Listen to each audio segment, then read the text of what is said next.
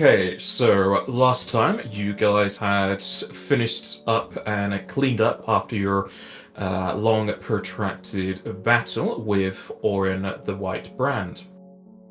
After looking over his wares, you had some things that weren't lining up too well.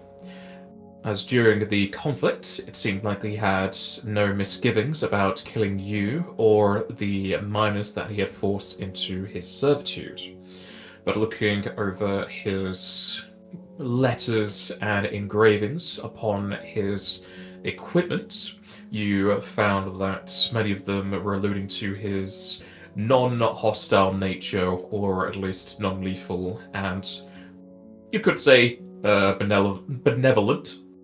However, he had many tasks in the past where he had helped others. Continuing to look through his companion Varks, you also saw many torn scrolls and some that were still usable. Through knowledge check, spellcraft, and intuition, you decided to use one of the scrolls from the Varks of a greater detect magic.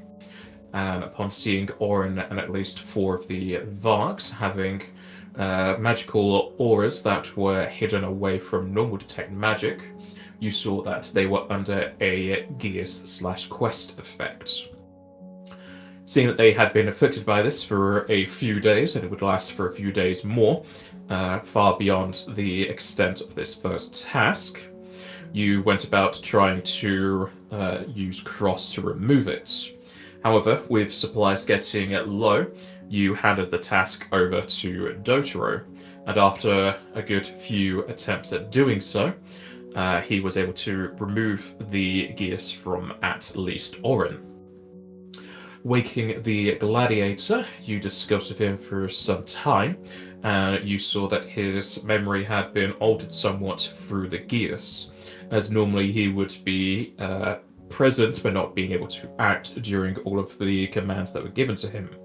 To his memory, he had given you a dueling offer, as well as the employment of the miners being a lot more peaceful in a way.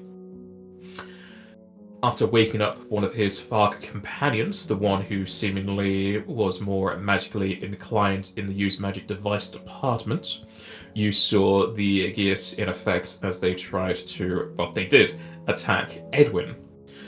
Breaking up the fight, you gave a sizable amount of evidence towards Orin to clue him into his or previous predicament.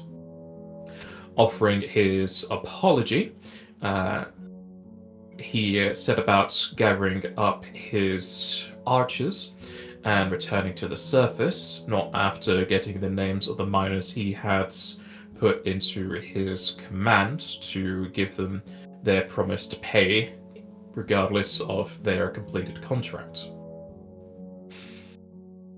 Leaving said area, you continued onward without too much knowledge as to who applied the Geas effect, but whoever it was had an array of magics at hand, either through themselves or magical items. And moving away, you saw yet another magical effect of a roiling wave of shadows. However, inside, you heard a familiar voice as the shadows parted to reveal Karthurra and several other vampires in tow. Fortuitous on her side, and at the end to yours, she had offered up a trade between the two parties. You had given a trade previously from your blood for vials of ether and the like, though this time she had asked you to go to an area that would be detrimental to vampires. Teleporting away, you were able to go into a mine that was of a blinding light, so much so that it even corroded your skin, but you were able to see it through with a combination of skill checks. After mining up auric hematite and solar quartz, your check gave you just barely enough to fill the quota set by Karthurra, and transferring it between your two different storage badges, they accompanied you back to a dead end close to where you had been teleported away from. Watching over you as you slept, though still keeping your watches, the next day saw you recuperated somewhat, as Cartley handed each of you a vial, giving you the vampire's blessing, increasing con, wisdom, and charisma of 1 point to 2 of them. Almost everyone chose the same choice. I think the only one who didn't was Zairin, and after doing said trade, you parted ways. The vampires turning a corner, and even moving after them, you did not notice them. So it's up to you if you wish, if they moved rather quickly or teleported yet again. To what aim the materials are going to help Cartley's endeavors, you do not know. However, they could be a high quality item in the DST, or they could be used to embolden themselves against sunlight and similar effects. Those with the knowledges did know that the solar quartz in particular would be counted as a sacred stone mineral, as well as the site itself being sacred, to Pardini clerics. Not having too much of a connection to them, as the Pardini lands are heavily against undead, and you've even met some of their inquisitors hunting down vampires before, decided you weren't going to be too much put out from this discovery. And with a new day upon you, or at least as best as you can tell, as well as Zaire and just having a clock, you continued on your travels, with the main aim of heading to an area you knew where blood crystals could be collected from. Several hours had passed, and I'm pretty sure I said it was 6 in the end, as you came up to a new part of the underground. Nope, it was 2 hours. 6 hours was the previous day. So 2 hours have passed for whatever you would have with your clearer mind. Though I don't think any of your effects ended. Besides Druzenka's See Visibility, which was a shorter cast. As you entered into an area that at least one of you was able to identify, that would have been called the Glass Roots Chasm. However, that name has taken on a new meaning, as whilst the walls and parts of the ceiling are adorned by glowing red crystals, the parts of this area where the flora would have been flourishing in the underground has instead turned charred, as the area keeps residual heat and etheric lightning arcing around, as the air is full of ash and ozone. Moving towards a battle scene, you see a sizable circle on the ground that has been blasted to literal glass. Amongst that, you see 6 corpses, burnt, twisted, and half fused into the rock, in the center of which you found a obsidian crystal orb around the size of a melon with a crack that segments into a sort of a Y shape. As it emits energy, you were able to identify it as a orb of the Black March that has a sort of connection to several undead. There is a vision that you can see across its surface, though more on the interior, but at this distance is a bit obfuscated and hard to recognize. As you were deciding what to do with it, I believe Edwin was getting closer. You did ask or check if there were going to be repercussions, but as far as you know, at least approaching and looking over it would not have any drastic outcomes. Are we still going ahead with that line of thinking, and is Edwin going to investigate the orb closer? Yeah, I think I did say before that I'd cast Death Ward on all of us, so I'm just reminding everyone that should be on for whatever reason. I said yes, indeed. Yeah. Is that something that we need to track? I don't remember. No, it's more like it helps against death saves, not death saves, death effects, and it means you're immune to energy drain. If anything happens with that. Back from dying, we take less penalties, right? You take no penalties. Ah, okay. Which I'm hoping won't be a problem here, but we'll see. That's the main parts you'd want to know. So you would need a buff for the +4 morale bonus on death effects. You are also under the effects of heroism, so make sure you do mark it as morale because they won't stack. Though you mostly want to put them in the text because I don't think you can mark it for a particular effect. Just make it sure it shows a note on saves in the drop-down. Yeah, that's what I'm saying. Yeah, Like, it's any not. drain and negative energy effects does include negative levels, which would be the revival part. Everyone will have a look. Also, I don't Jester, think before I the- forget, Yes. did you turn off one of your armor things? Because you have both braces of armor and mage armor, which you have stacking. No, I'll do that now. I did check over some of your other things. It's in the Discord, so you might want to double back to those. Starts here. There. It's because you got both armors, Okay. braces of armor, but you also have mage armor. Since they're untyped, you're stacking them in your sheet, but they don't because they're both armor bonuses. As well as just to tick off your beast totem because your dragon armor overrides it, and you currently have it ticked on, so you just always have natural armor, which you shouldn't have.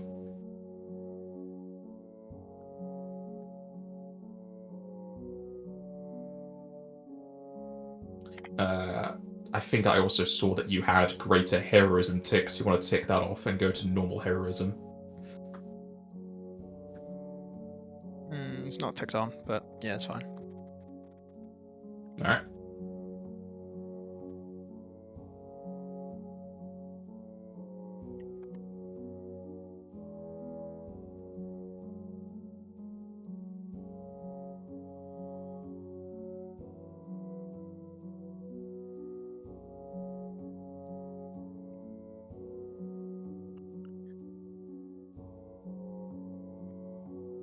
All right.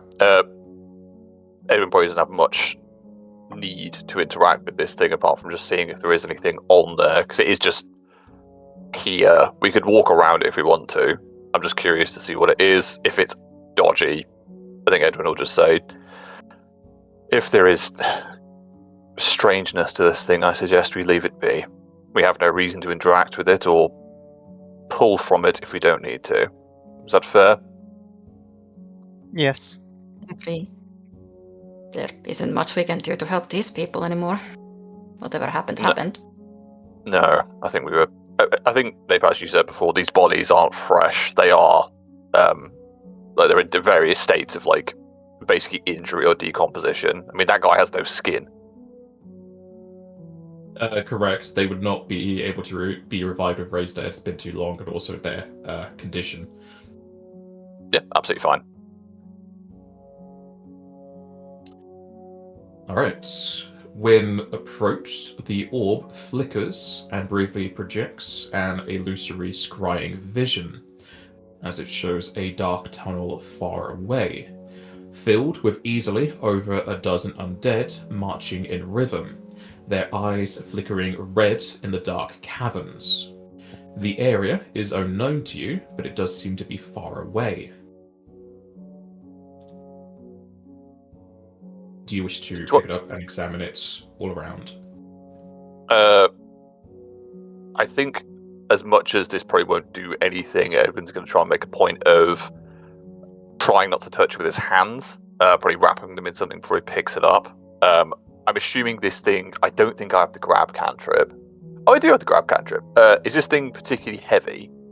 Or, like, does it look quite large? It's a crystal ball that's the size of a melon, so it would be heavier than 5 pounds. Okay, so I guess I could try and grab it, and it's not getting up. Yeah, weighing up to that, and I can't do more than that. Cool. Yeah, I'll probably pick it up, cover my hands in something. That'll be fine. It would look similar to the Palantir if you've ever seen Lord of the Rings, but it's not going to have the same effect. Yeah, I mean, I'd show it to the party while I'm holding it and just say, this looks like it's some kind of... for understanding, a Black March orb from your description last time, it allows you to command undead. I don't remember anything in that description being about the ability to see where they are, or is that just something I missed? I might have not said it, but yes, you'll be able to see the command. you would be able to see the undead that your commands. Looking over it in your hands, it is damaged, so it's not giving you the best overview of what it's currently controlling, and you also can't change what it's looking at. Normally, it's like a sensor, you could turn it around, but this is showing an army of undead. In your hands, you know that you could alter it to give command to the undead. You would require a spellcraft to identify what this particular one could give commands with. Okay. I'll do that in a moment, but I mean, in this vision, and I'm showing this to everyone so they can see it, are these undead? They're marching down a tunnel far away, we don't know where. Are there any identifiable persons, entities, anything like that, or is this just like undead that we have no bearing on? You could roll knowledge of religion. Can I blessing that? Can you blessing that? It's a swift action for skills. Sure. Cool. Bang that on. Like, wording wise, it's a bit weird because you're recollecting what you know, but sure. I think it's more just like harder on it. I think if anything, it's just trying to pull, like, when Edwin lost a lot of his intelligence, to want of a better word, I think it has been converted into this kind of wisdom. So if there is like parts of that he can pull from Shiva, then that's pretty what he's doing. All right. As you look over this,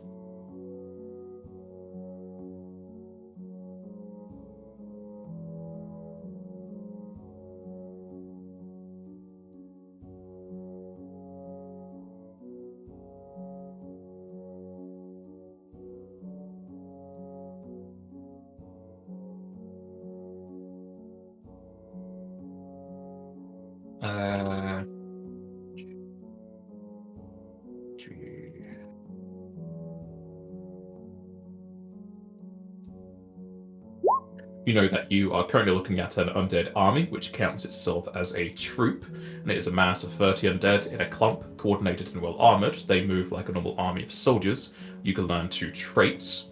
For anything significantly identifiable, they don't look attached to aerostats, and you've not really seen this kind of mass of undead before. They don't have any recognizable insignias. They just look that they are very well maintained. Okay, that was really the question. Like, do we recognize either anyone in this vision or any particular dead? Okay. Trace-wise, I think I would just say I can't think of anything at the moment. Might bank that for a sec, but Sure. I'll just ask the party, what do you all make of this? I can't see much. It appears like some kind of undead army heading in a direction far away from here, which at this point I'm struggling to see the significance of.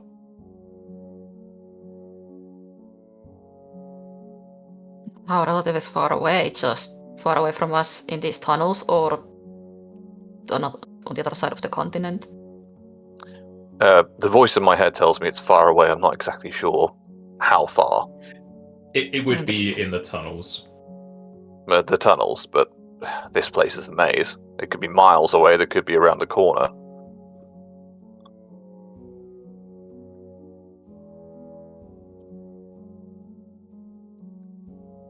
I think the scene around us, I'd rather not mess with it if need be.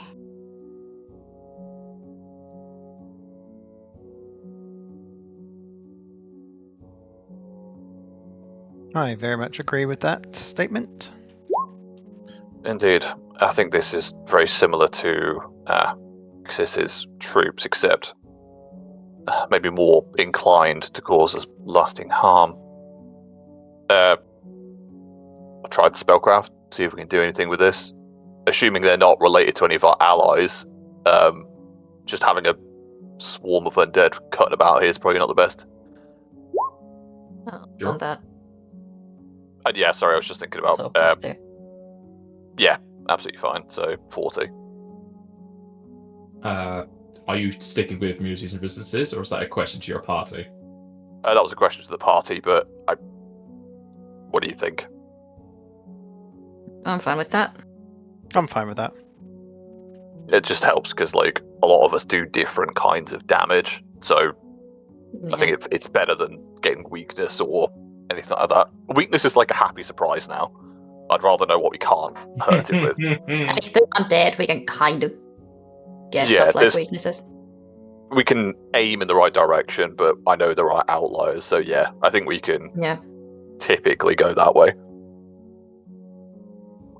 So immunities and resistances, yeah? Yeah, when you're ready. I'm not really in a rush. They have undead traits and troop traits, and they have no resistances. Okay, good to know. Means we can have ice artillery over there, blast them. For that spellcraft, you actually get, I think, everything. Yep, you'll also know the DCs for these.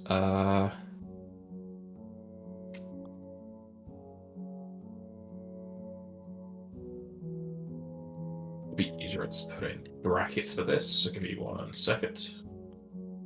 Yeah, fine.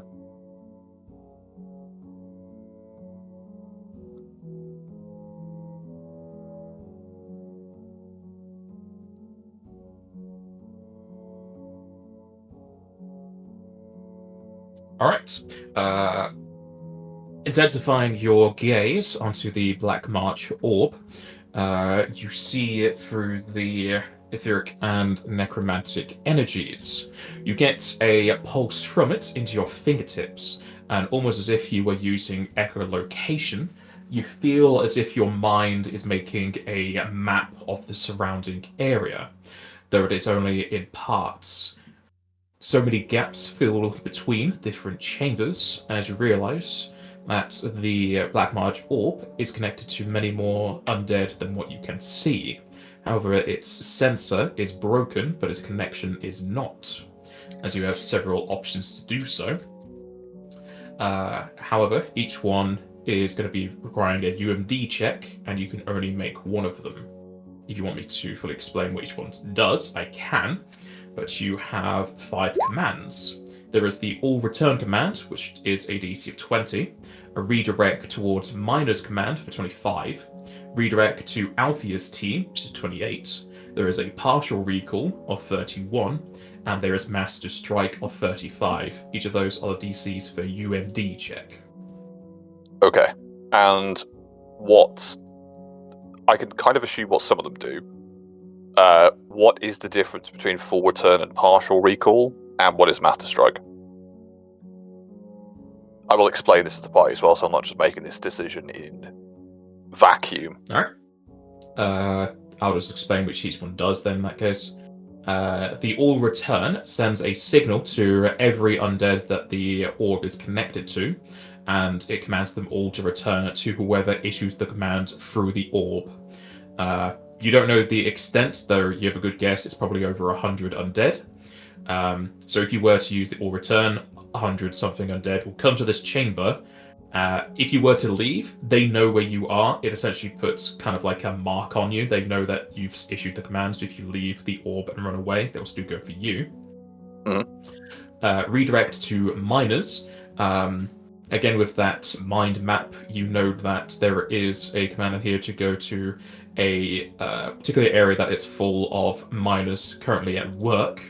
If the undead were to kill all the miners, you could take all of the minerals that they have harvested. The redirection to Althea's team. You may remember, Althea is one of the other contenders of the DST, and this orb seemingly has sensed her ahead of time, so the zombies would know where Althea is, and you would send the undead that you can see in the orb to Althea. If this kills or just slows them down, you don't know. Partial recall will just recall the undead that you can see in the orb, or that would be attached to that faction. There might be more that you cannot see as the sensor cannot move, but it's a good guess that they would have stronger undead around them. And Master's Strike, which is the hardest one to do, you essentially send a command to all of the undead connected to the orb to go to where their creator is and basically attack their creator. If you do fail any of those checks, it just defaults to all return. Okay. I will ask the party, sort of help explain what that is. We have a few options here. Just with that check, I don't know if you can allow this or not. Do we have any idea what they're currently doing? Like, what's their current directive? With your mind map, you have a good sense that these undead are heading in the direction of the miners, but you don't know if they're going to be turning a corner or not. Okay. So at the moment, we can at least slightly infer that they are going for the miners at the moment. I take it these There's a aren't the chance. miners we just saved. No, it's in a different area. You know where the area is. You might not know the way to get there. It'll be a knowledge and engineering check, but you do know it is a far distance away from you. Okay. Right. We have a few options here. Unfortunately, we can't destroy these undead. They don't appear to be associated with any of our allies, so I don't think we're breaking anything by using it. I would say we don't have to do anything here, but it would appear that the troop is heading towards a group of miners, which I would prefer were unaccosted as possible. I've made it clear on my thoughts of this during this competition.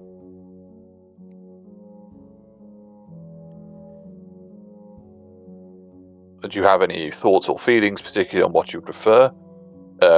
Just for context, Edwin's UMD is plus 12. I can get that to 20, depending on how long the check takes. So we have that to play with. If Jasenka helps me, I can get it to 22.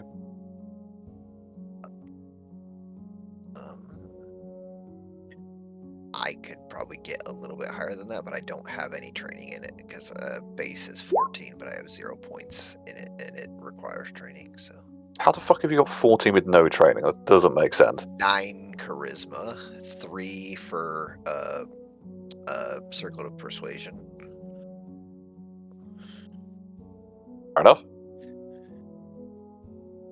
Yeah, fair. You need to put points in that.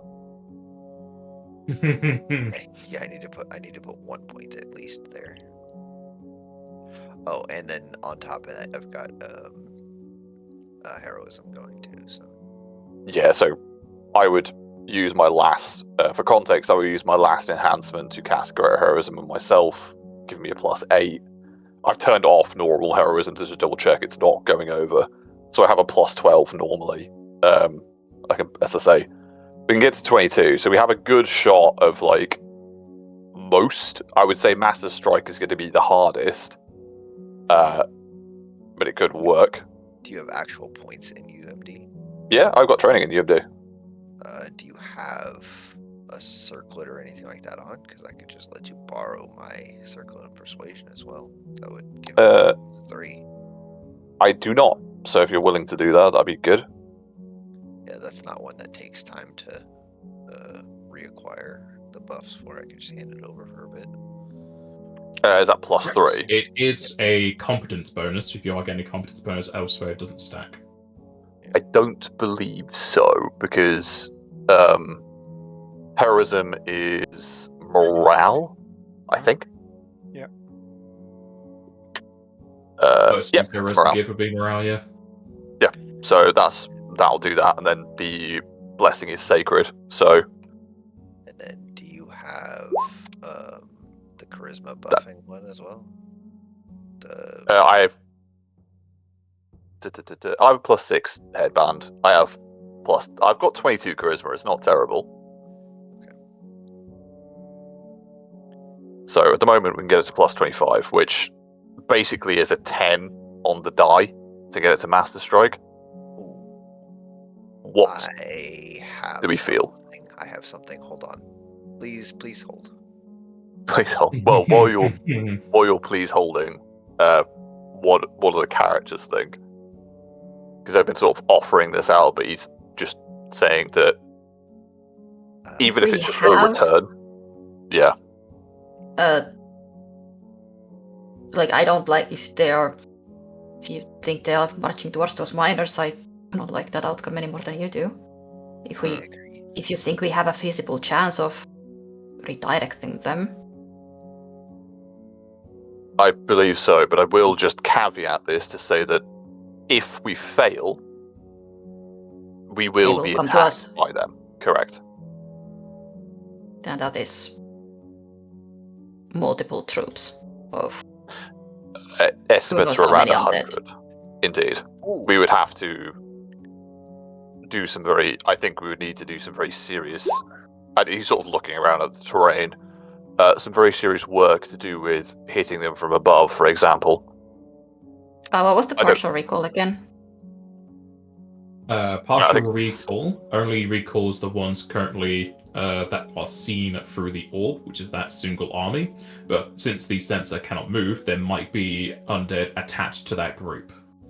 Yeah, it's a bit like the camera Okay. might be halfway in the troop. We don't know where it is. It could be Okay, 100, it could be 1,000, we don't know. so we would be aiming for Master Strike, I take it. I I can think- guarantee a Master Strike. But only on myself and only if you cast Greater Heroism on me. Would you be able to do it even though you're not trained? Because I Correct, think you yes. need to have training. I can do it without being trained. Well, if you're not trained, the best you can get is a 10. Nope, not with this. Oh, is it like a special thing you've got? Yeah, I'll just hold up the Eye of Time Self. What How do is you it? use So we UMD know. without training? So, once a day, I can use knowledge that I would have had in the future and make use of it now. I can take a 20 out of character on that part. Take a 20 on any knowledge, sense motive, spellcraft, or UMD check, and can make any of them untrained over any amount of time. Okay.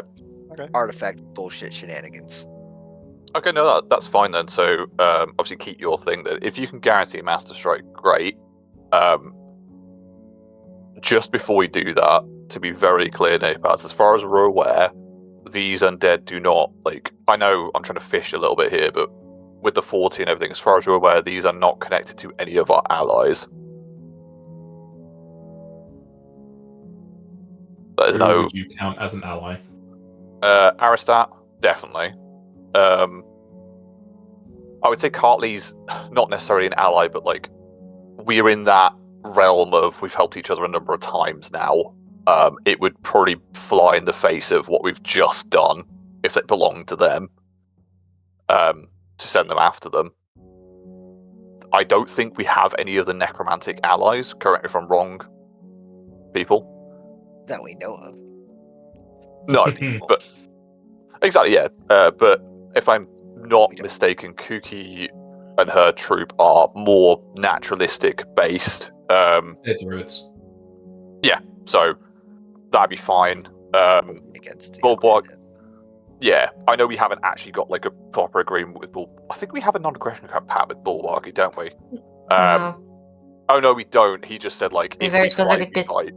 Yeah. Yeah, he very specifically said that he doesn't want anything to do with us. Yeah. We're, I think he basically went like, "You guys are getting too famous. I don't want to talk to Yeah. you. Go away." like, don't make me a target just because I'm friends with you. Yeah, so that's fine. Like, no hard feelings, but no agreement either. Yeah, so I don't think it belongs to them. And the only other, like, we know there are other necromancers around here, and I wouldn't be surprised if someone like this belonged to someone like Hallowthane, just because of we know they're a powerful necromancer. And we've also we haven't seen Hallowthane with anyone. Did they enter on their own? Do we know, or is that just something we're not aware of? We need to look into. Something just not aware of. Yeah, fine. So I think I'm good with it. It seems odd that this was left behind, but you know, things happen. Yeah. So if you're happy to do that, Zyron. I don't know what that takes from you, if anything. It's just a single daily ability. Right. So you just can't use it again today. Correct. And like I said, with the current bonuses that I have, I can't really do it. It's literally I'm one away. So if you have something else that can give me a different type of bonus, that might be useful too. But in fact, actually, just a blessing would put you over. blessing, yeah, would put me. So that's no MP cost. So yeah, Exactly. fine. If you can do that, But great. blessing only lasts for. It's a round. It does say 1 round action, so we should be okay. Unless maybe as you're saying they would need something longer, which we can do.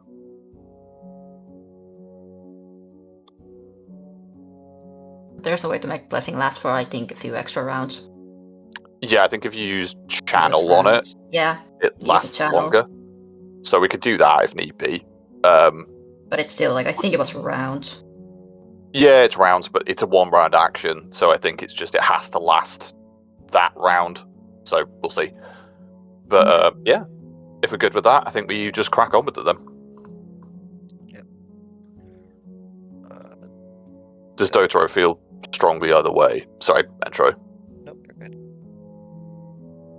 Oh, there you go.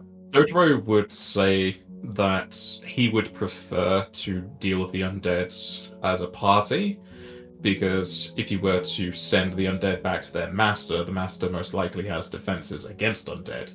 It might just be a case that it slows them down, but they still have that force, whereas if you deal with them, the undead would be destroyed. So he wants to deal with the threat. He's fine with you sending after the master, he just doesn't know how effective it would be. No, but at least my understanding is... Go on. Yeah, I don't think we're doing this to... How do you say it? Deal with the master. They probably do have defenses against undead, but at least this will diverge this, force them to deal with their own. And it also creations. Just for understanding how this thing works, of course it's the first time we've done it. If we do Master Strike, is it like an overriding command unless they use another orb on these undead? So it's a bit like we've sent them here so they can't go and kill the miners, for example. At least until they're reordered. They would need to have... they would need the particular orb that gave the command, so they need this one to override it again.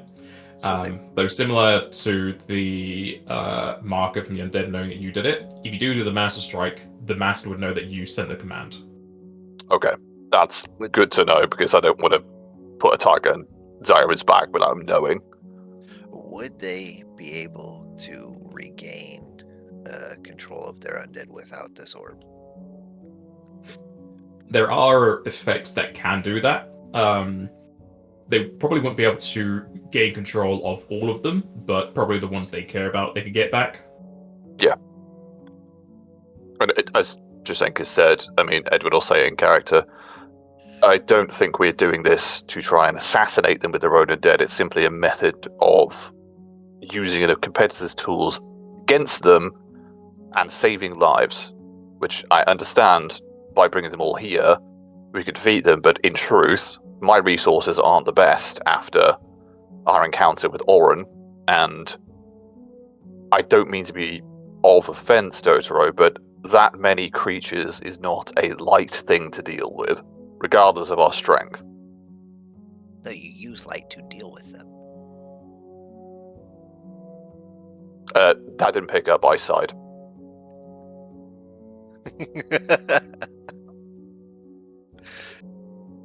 The only other question I've got is, if we break the orb after we send the command, will they still abide by the command?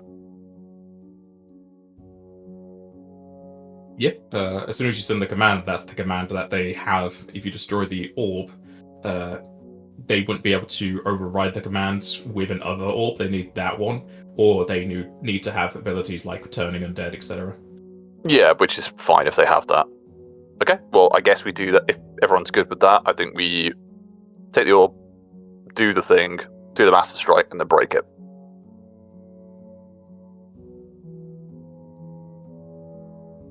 Yeah, I mean, I'm kind of on the fence between returning them to the master and having them do the master strike and having them come here because like the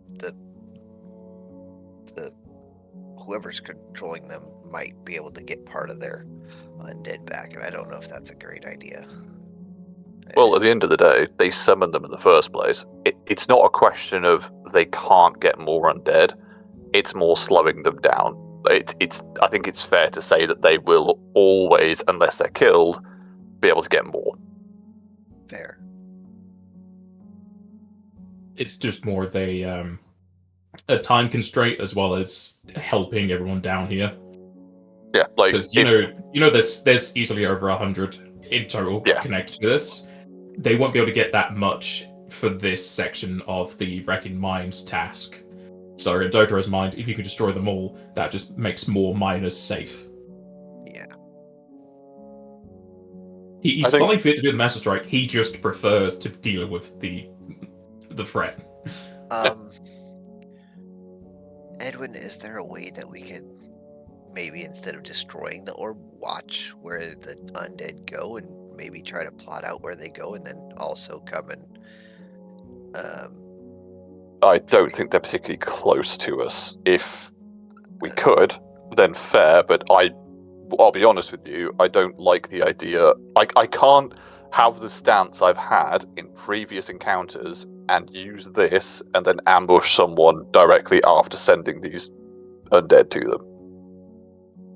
I mean, they're going to be ambushed one way or another, and it's going to be through our actions if we send the undead after them.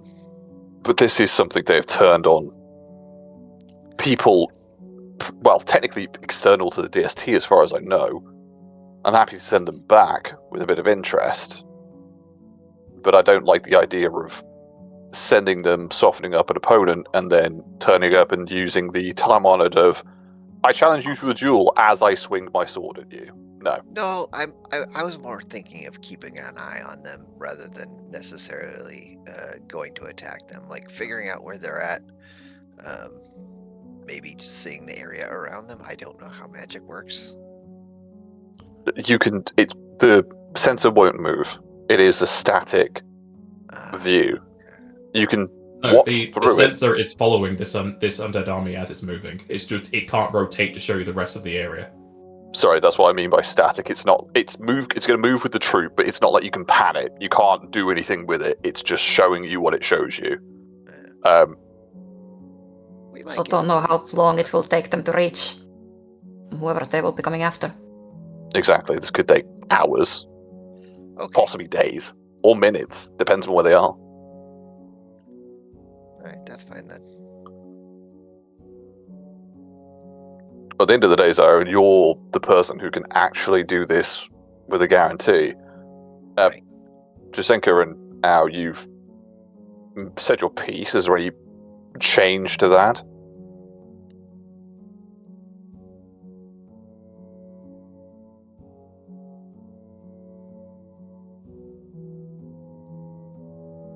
My biggest... I'm not completely opposed to the idea of dealing with these undead by ourselves, but my biggest worry is that we are not, after already a few days down here, we are not at our best to deal with this quantity of creatures. Indeed. This is my worry also. We don't know how they're going to work as troops. We have some idea, but we have dealt with undead before. It is not exactly new to us. But not this many at once. No. And also we don't know what they're armed with. Dotaro will say his brand of the Sultan thing is holy and is also AoE, so he is keenly designed for troops of undead. That is good to know. Yes. But and we could also, if we make them return, we could also set it up to our advantage. Like I could block an entire corridor. True. We don't know. We don't know if they're going to arrive all at once, or if some of these troops are closer to us than we think, because the sensor only shows a single sect of them. I would We don't know how jump many in to there are. say, Zyron, you can't block them because they are a troop. They will simply move through you, and your defenses will not avail you. They will simply hit you or move past you. Troops are, like, at smallest, large, but they can go up to colossal because it's just dozens upon dozens of people. The squares that they're in don't particularly care. Yeah, think of them like a swarm, but bigger. It is a swarm, it's just bigger. Yeah, it's just a different way of wording it. What I'm trying to say is, out of character, if they want to go somewhere, we don't have, like, unless we physically start blocking off places, like, we can't use almost like bottleneck tactics with people. We'd have to change the terrain. Okay. If we The do good want to news do is- that, we need to prepare first before Agreed. calling them back, because we do not know how much time we have after that order is issued. I'm on board with the Master Strike then.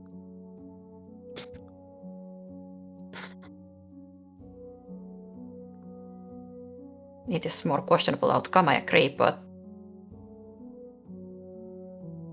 if nothing else, It'll it just, should be a distraction to Since the... Siren would be the one to issue the command, the leader of these undead would know where Zyron is and know that they did it.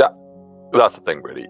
I want to just be very clear to Zyron, like, at the end, as I say, at the end of the day, this is down to you. So what I'm saying is, if we do go down the Master Strike, and you wish to do with this with the Eye of God, is it Eye of Time? Times fuck.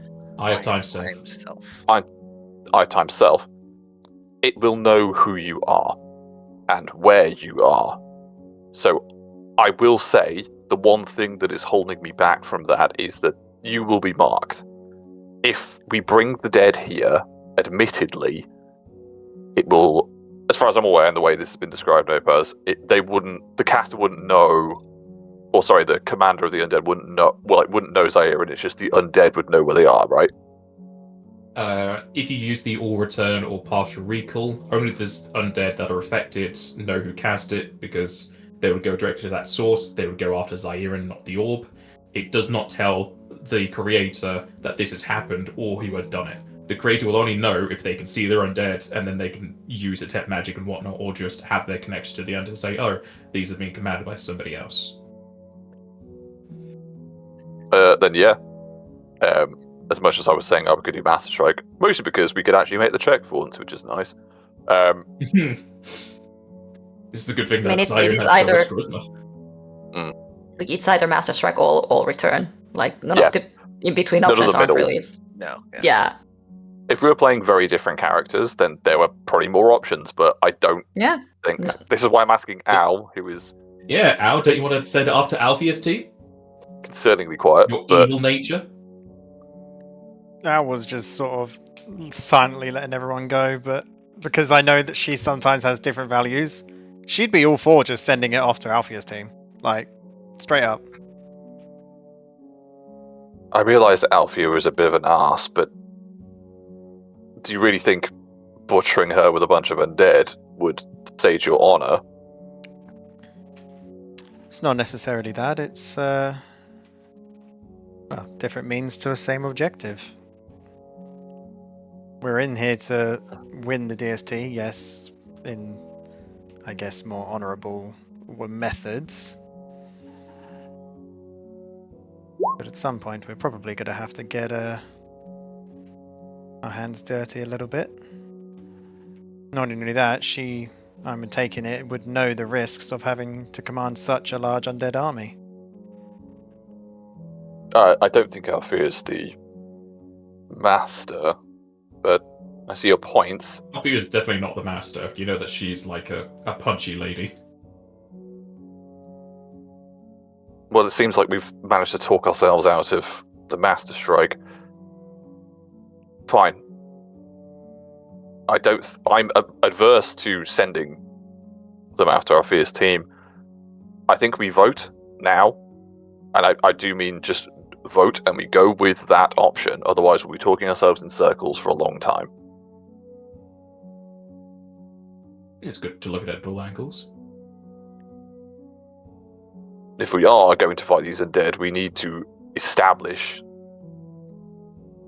how we're going to fight them.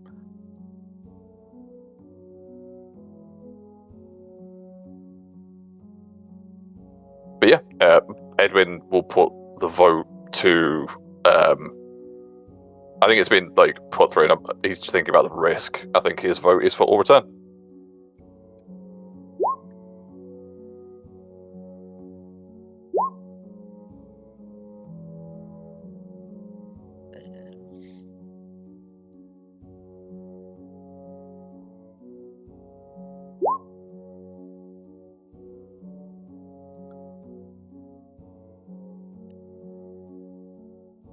But I'm not like 70-30 Master Strike or I'll return. I mean, I'm not. You've been convincing us to not use Master Strike. You're like, fuck it, let's go. I mean, Oh dear. I mean, there's. I was just playing Yeah, devil's but the, advocate. I don't want us to make brash decisions like that without considering the options at least.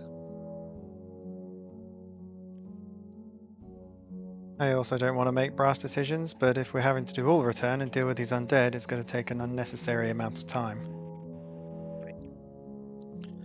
And the undead will either perish at their master's hand, which a good deal of them will, or they will, maybe a couple of them will probably be returned to their master's embrace, and we might have to deal with them again later, but at much smaller numbers.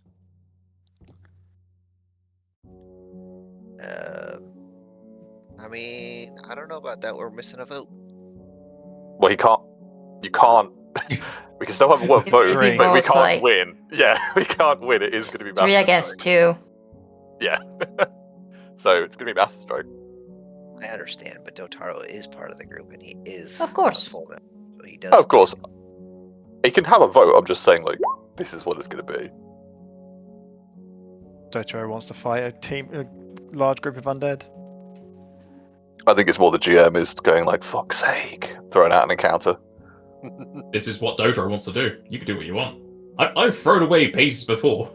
I'm surprised Docho didn't do all Alfie's team. True. He is a He's not bloodthirsty really warmonger. of the mind to send these things after other people. Like he wants to deal with the undead threat because they could be used against other miners, and miners have already been attacked once. That we know of. All right. It does seem like there is a weird interaction with how the rules are worded, and we know that already. Like, you could just walk up to someone and be like, if you don't listen to me, I'm going to kill you. And they go, huh? And then you kill them. And that's fine. All right. Is somebody going to? They are written in a way that pushes the point forward that it is a combative competition. It's a lot of It's dudes like getting Mario caught in Kart where you crossfire. throw bombs at each other. Somebody There's no gonna blood in give me Mario a Kart, so no one gets hurt. Yeah, blessing? sure. Drazenkas, you want to do it, or I can do it? It doesn't really matter to me. Can do it. All right. All right, and then as soon as I get the blessing, I will activate the future ability of Eye of Time Self, taking a 20 on the next UMD check, which would make it 36, and I will activate Master Strike. Sending the command through the orb as it goes into your hands instead of Edwin's, you feel the similar echolocation thumps against your fingertips as you feel many undead shifting their movements and going towards where the master is. As this occurs, the orb in hand starts to shine a bright orange light as the crack widens and it will explode. I need everyone to give me a reflex save, please. We weren't warned of this. How dare you? It was already cracked, so we didn't know what might happen. That's true. I haven't got heroism on because I was fucking about with buffs, so that would be 2 higher. I don't know if this is a death effect or not. Do I want to do charm? So I've not put it on. Question. Yeah, so I don't know. I'm just debating on whether I want to do charmed life or not. It's reflex. It's like your highest skill or I save know already. it is, Yeah. but You'll be fine. I should be. I mean, use it if you want. Casual Yeah. 30. Yeah, you'll be okay. Somehow. I I think rolled a Seven. 7. Yeah. I want to give Totoro the 20. Al's fine. But you guys got very good reflex saves. I just have one because of the bones. Normally it's a lot shitter than that. Is everyone keeping what they got? Yeah. Yep. Yes. No, I'm going to use a villain point to reroll Totoro's. Did you get those? No. I mean, enemies can have hero points, but Oh, I know. there's no such thing as a villain point. Alright, as it explodes, you are hit with necrotic shards and explosive force. As Drazenka, you take 20 shadow and 19 elemental, whereas Edwin, Al, and Dotaro take 10 shadow and 9 elemental. Okay.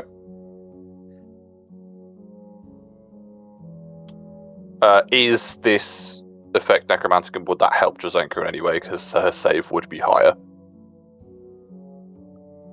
You get bonuses to shadow stuff, right? No. It is It's just death specifically... effects? It's death... I've got it here. It is all death effects and magical death effects. So maybe not then. It's Yeah. not a death effect. Yeah, it's shadow It's damage just from channel explosive energy shadow harm. effect. Yeah, fair enough. For But obviously, morale, that yeah, it doesn't do subject is anything for immune us. to energy drain. Oh, and shadow damage from channel energy and harm touch class features. That's what I was looking at. And if this thing had did negative energy, but we'll never know. I tried. It's alright.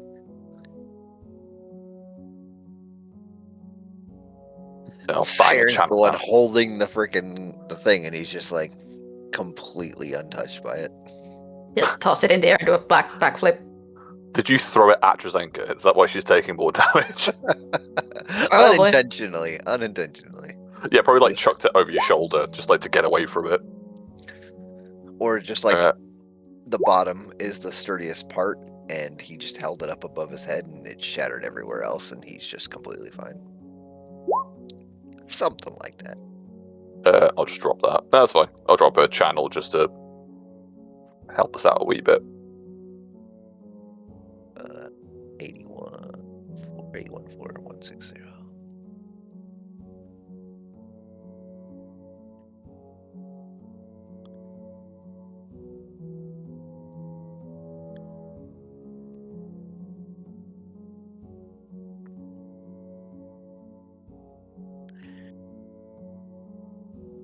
Okay. Well, at least that saves us the time to destroy it ourselves. Yeah, I think Edwin's picking out like shards from himself. Yes, I suppose. I'm surprised you're so. Yes, I'm surprised you're so deft with magical items, Zarin. I mean, it's a special ability from the artifact that I wear, so not really me. I suppose we have 2 artifacts and a dragon-blooded. Well, I must ask, how is your Earth Dragon form? Is that common in Dragoneers? I've never heard of such. Having 2 bloodlines. Dragonaires can come in any of the elements. No, I mean having 2. Having 2 is new to my knowledge.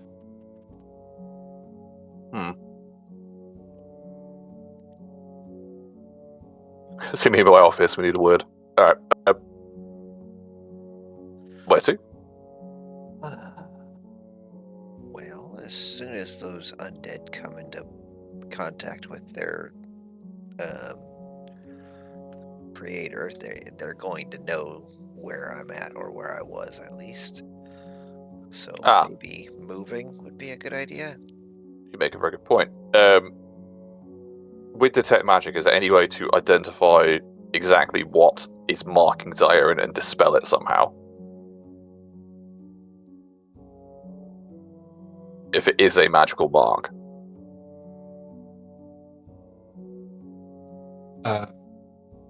You could use detect magic, yeah. Yeah, I'll do that.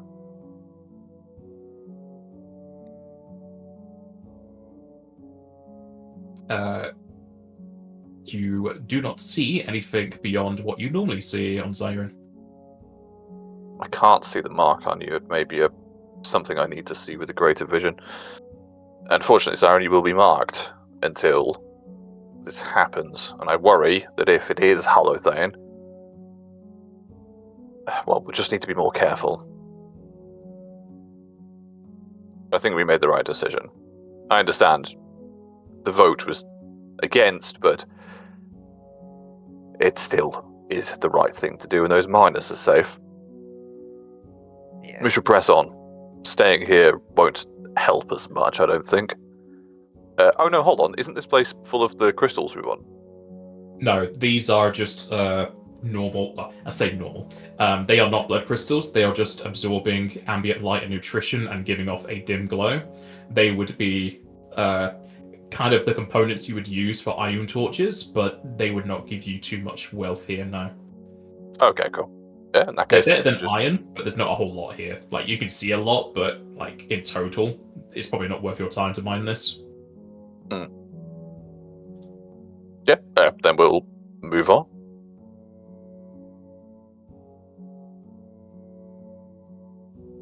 Is there a way to get All right. across over here? There is like an overhang you can just go underneath, but you don't need to explore this area. If you're not doing the whatever you're doing in this chamber, I could just go back to the other map. Oh, okay. In other words, if we weren't going to be fighting the 100 troops of undead, this map's useless. Yeah, you never know, we might come back. I can reuse it. Yeah. We fall down a hole, we end up in the same map. You're dead here. This place looks familiar. I could just rotate it and change the hue. Alright. After dealing with the Black March Orb, you continue on your way.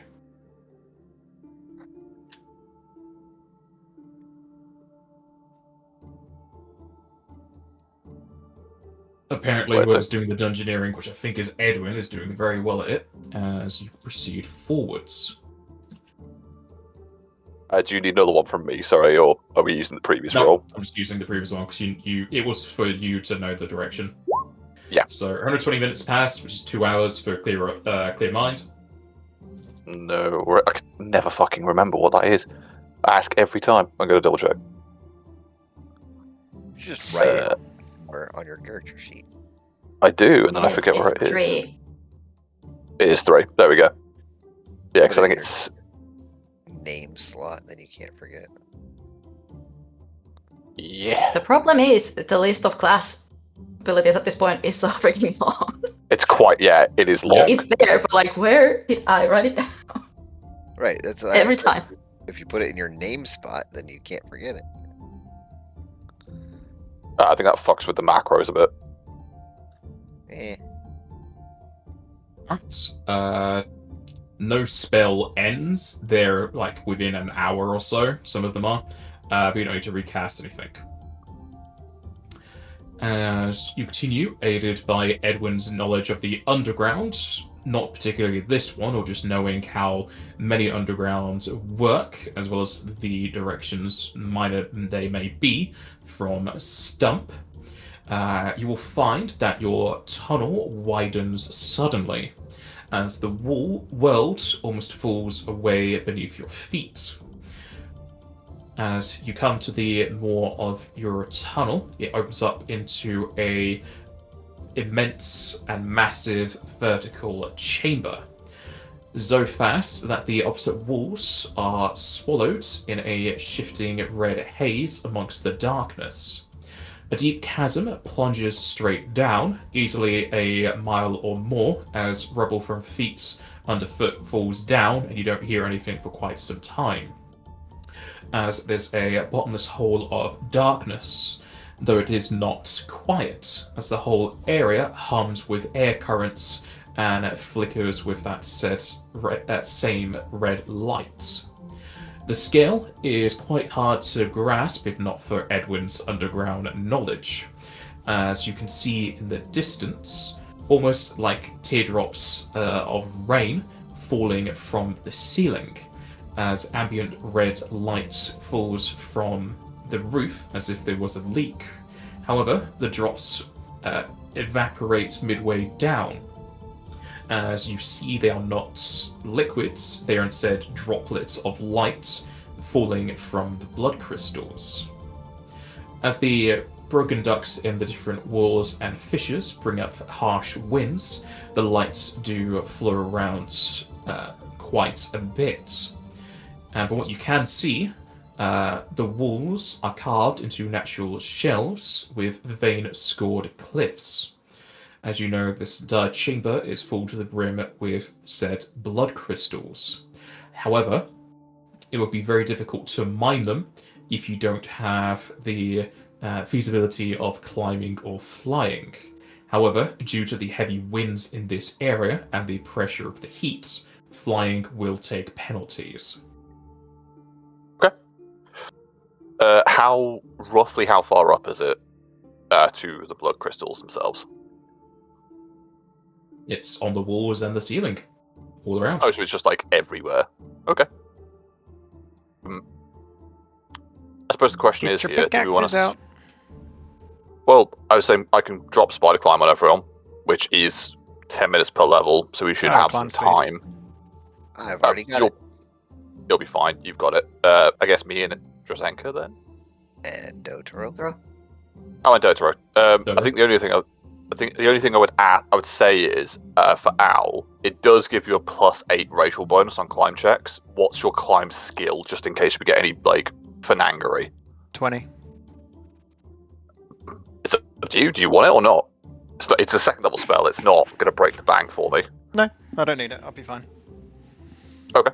I'll drop spider climb on me, Dotaro, and Drazenka then.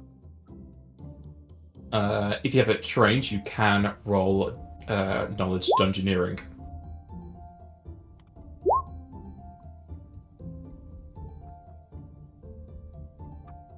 I do not. That's wall climb, not spider climb.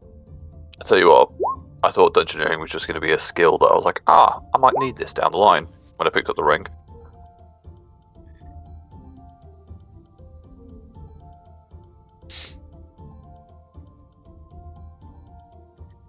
Ooh, I got an itch. Itch thyself. Well, I'd Excuse rather me? scratch myself, but thank you. Yes, become itchy.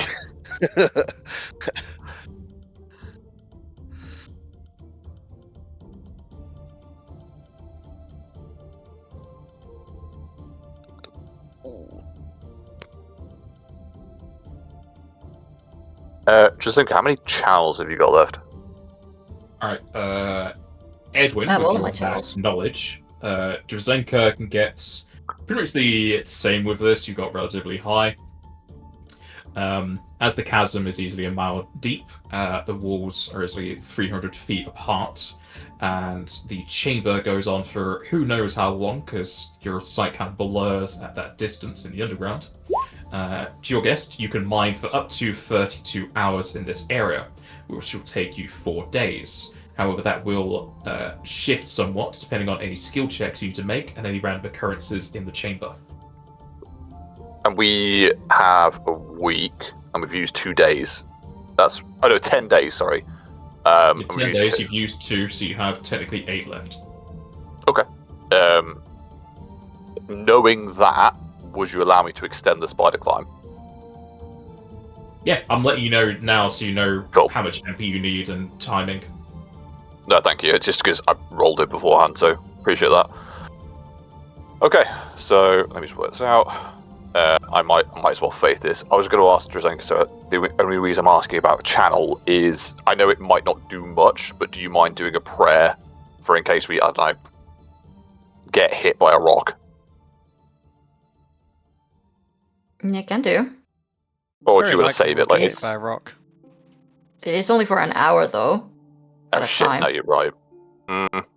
I'd save it then.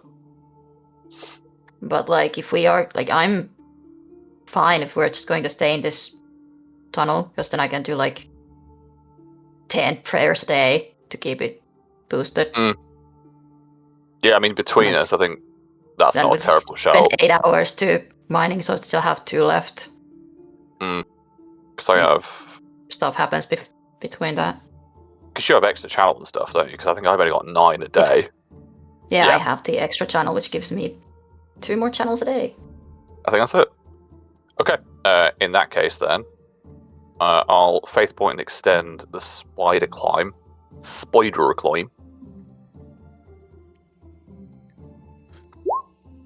all 160 minutes each, which is basically an hour and a little bit, 2 hours and a bit of change. 40. Yeah. So I'll do that first. That is 9 MP from me, which is, again, isn't going to break the bank. Cool.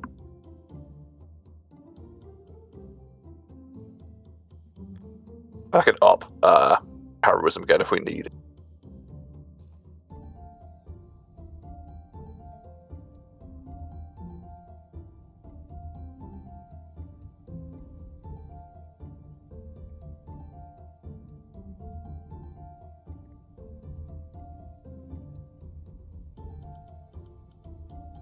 I'm trying to be fast with the spells. I know it's a bit of a slowdown.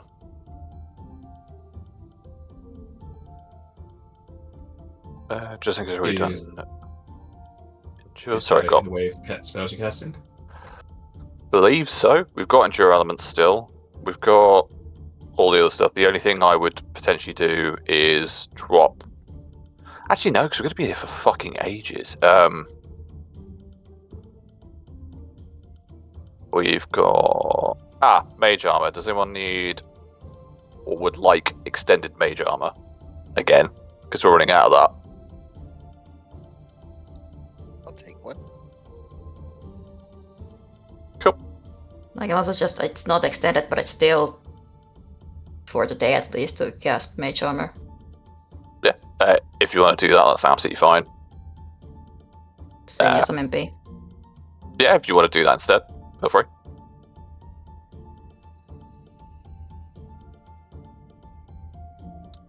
If you wouldn't mind putting one on me and Zai. I don't know if Al wants one or not, because I know you have the braces. Don't need it. Alrighty.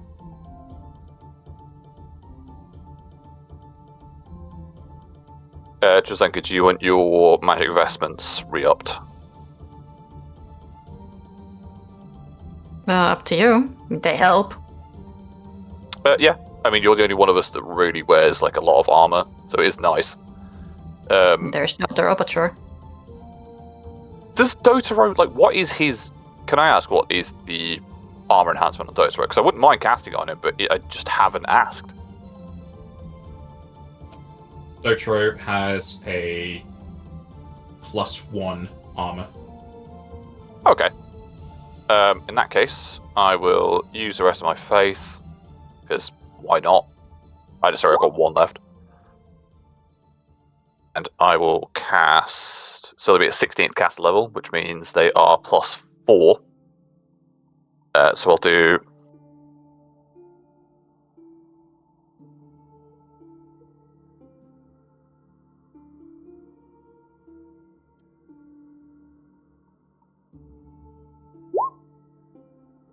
Uh, 3 magic vestments extended for 32 hours.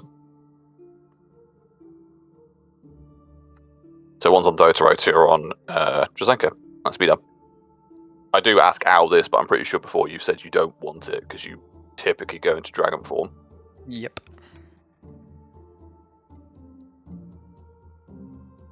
That is correct. Your magic investment is +3, yeah? It's +4, because I'm using faith on it, which bumps my cast level to 16, which is the cap for 4. Because every 4 cast levels it increases from the spell. Correct me if I'm wrong there. I'll put it out just so I'm not waffling this. 1 per 4, so 4, 8, 12, 16. Yeah, That's so cool. that'd be it. So Drazenka, you get it on your shield and armor, and Jojo just get it on his armor.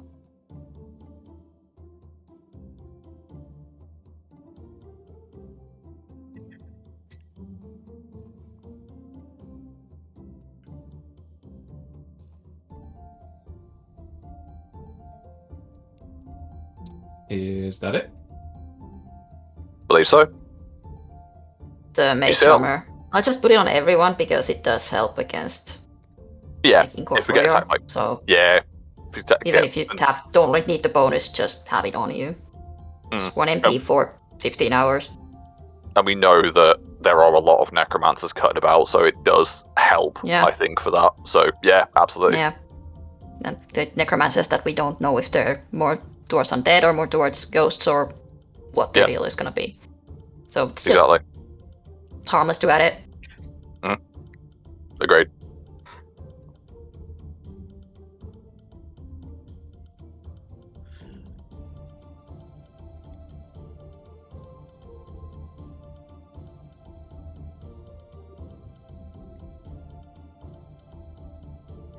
Everyone type in chat their bonus to their climb with spider climb in mind.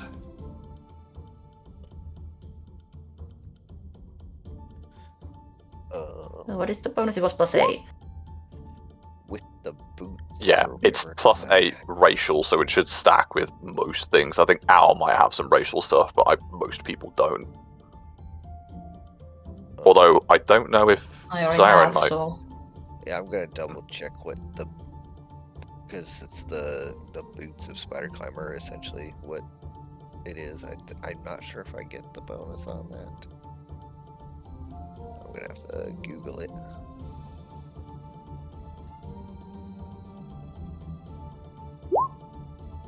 The item should have all the different links if you copied them over. So I think it's slippers of spider climbing for the combination.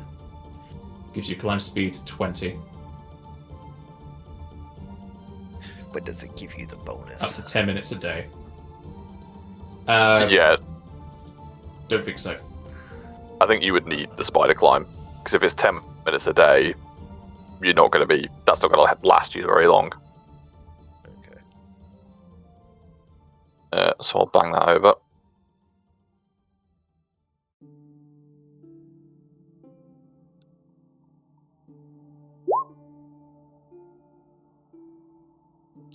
What about the ring? The one with the incredibly long name. Ring of sustained feather falling through swimming, climbing, and jumping.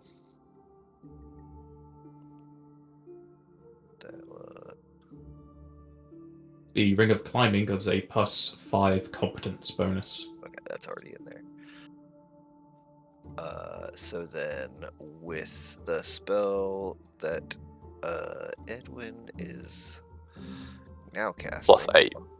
It's gonna be +8. So total climb is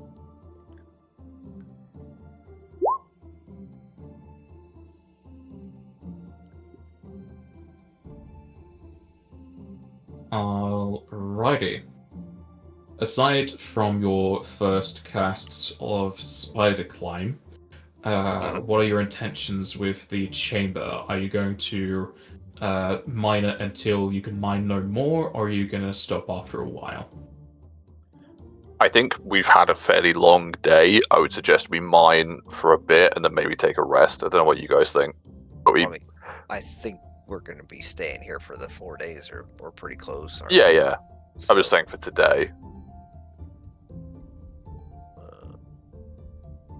I think we stay here and mine as much as we can. Yep. yeah, sounds fine to me. Work until we're dead on our feet.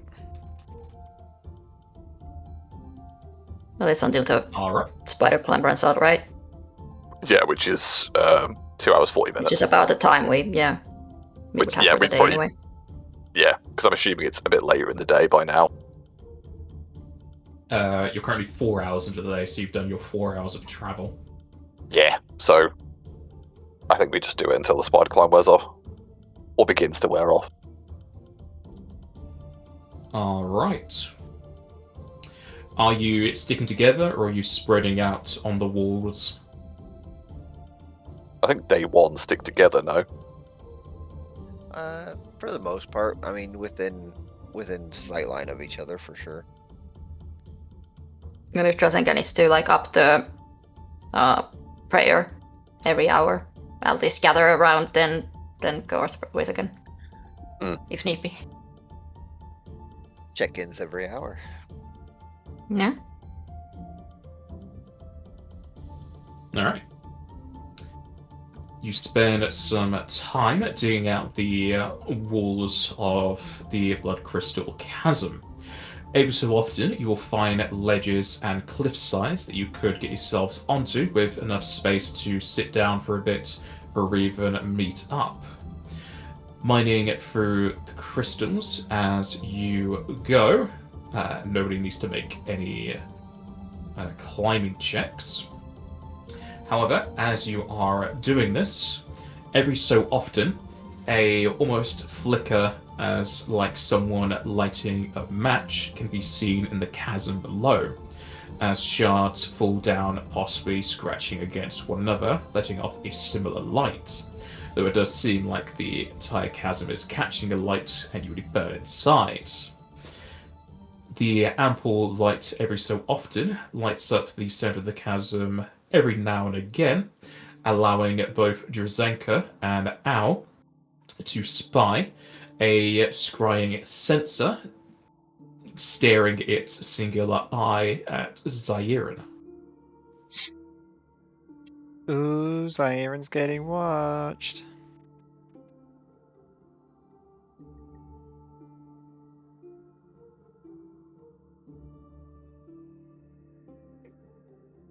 Could well be from our actions from before. Yep. I knew it was going to happen.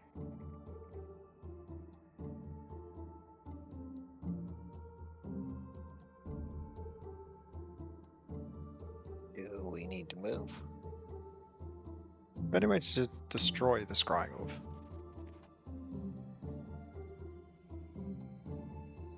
You can usually dispel them.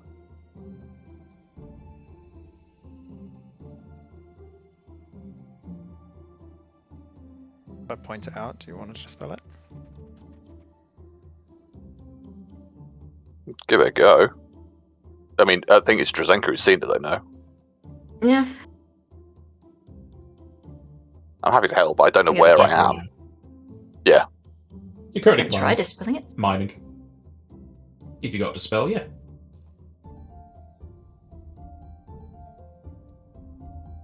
Sure.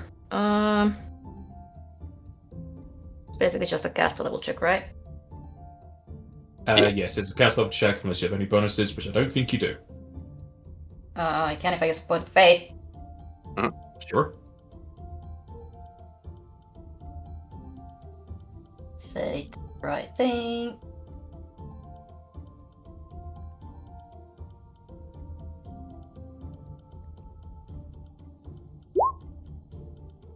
Okay, there it is. It's pretty good.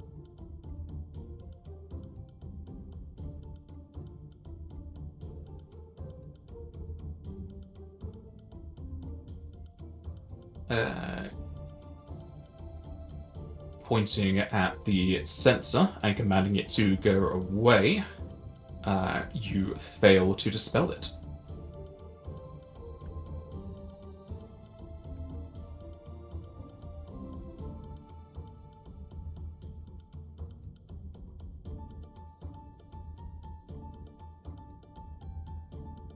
Hmm. I'll give it a go if Drazenka's saying that. Like, does it just fizzle? Yeah, it doesn't work on that thing. Hmm. I will get a better roll, but Yeah, I because I can don't keep think. trying. I've have plenty of MP left.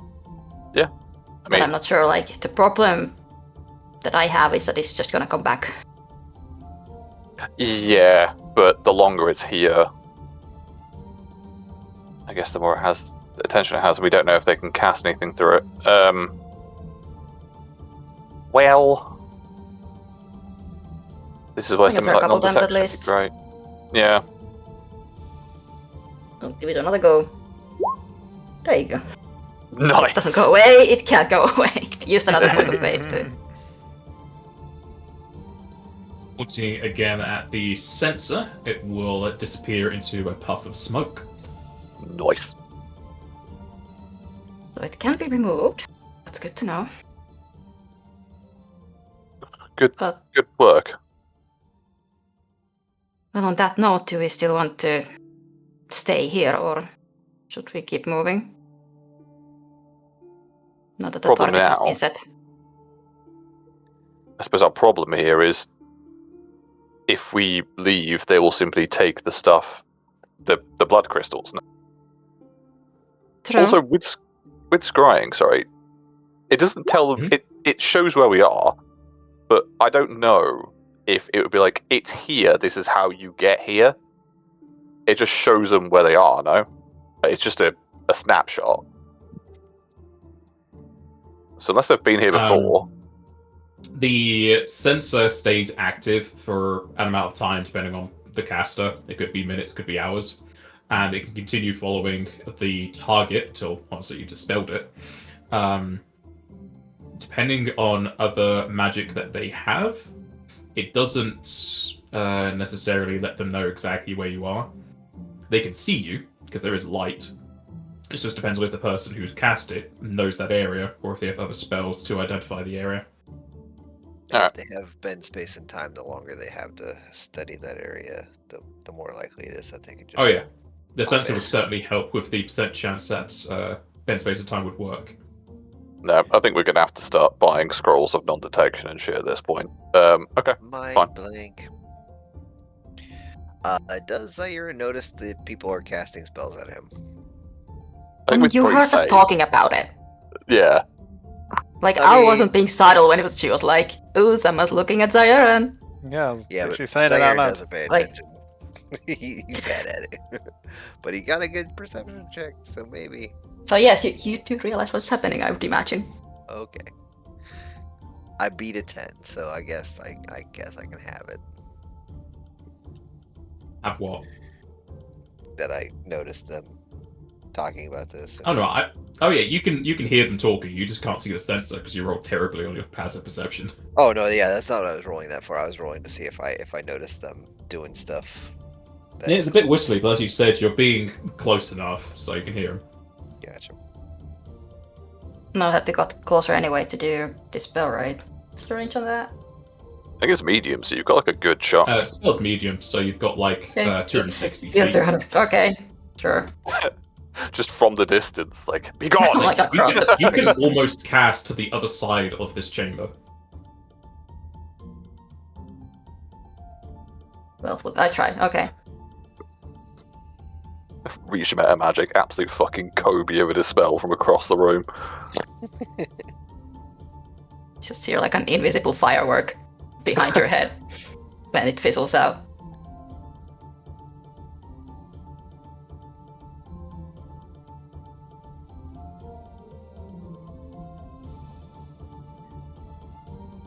Alrighty. Are we Back to done? mining. There's not really much we can do. Like, none of us have spells that do that. I think, are there...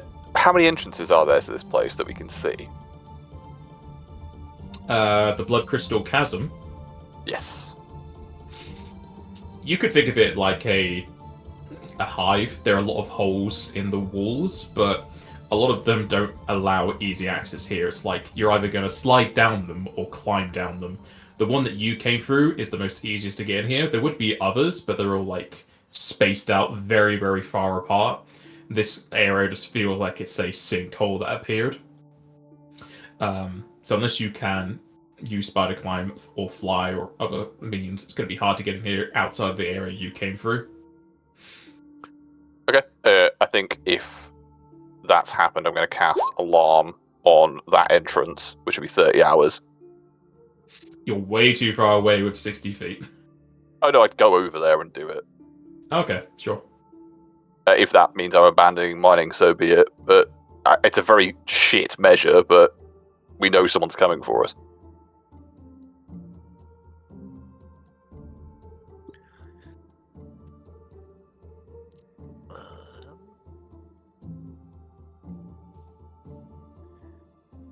Don't know if I've got anything else for that.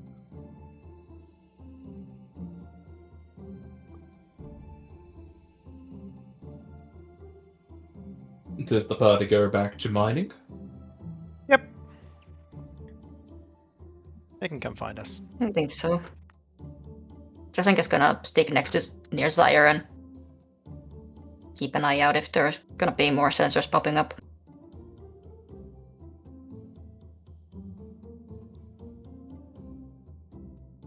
Alright. You will continue mining. I take it you're going to gather up onto one of these ledges and recast spider climb when it ends, yes? Whenever we need to. I take it we don't get clear mind during the mining because we're doing something.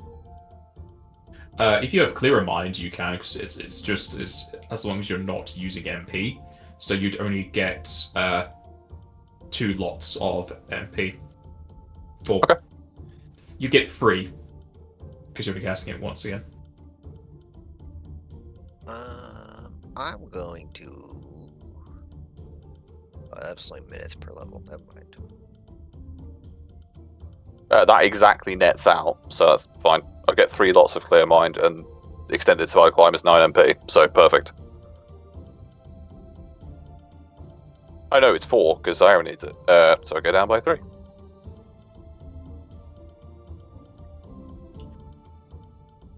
But you can certainly gather up again on one of said ledges. Relatively well defended, as again they need to climb to get to you, or have long-range spells to shoot in your direction. But you're rather well defended if people aren't going to be not tumbling, burrowing through the walls to get to you. So it's up to you if you want to rest up here or somewhere else.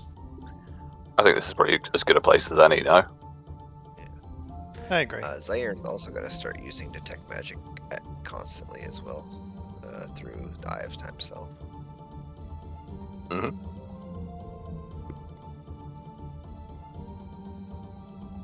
I think, that's absolutely fine. We'll do that, and then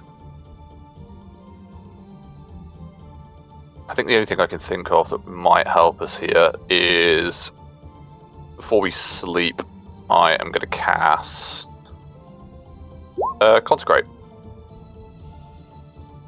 where we're sleeping, just in case.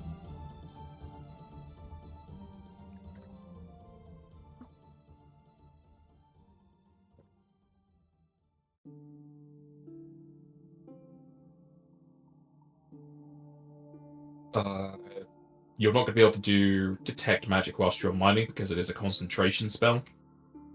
Oh, okay. I could do it through the glasses if need be. You can do it for the glasses, yeah, because you don't need to concentrate on that. Yeah, so I'll keep those on for you.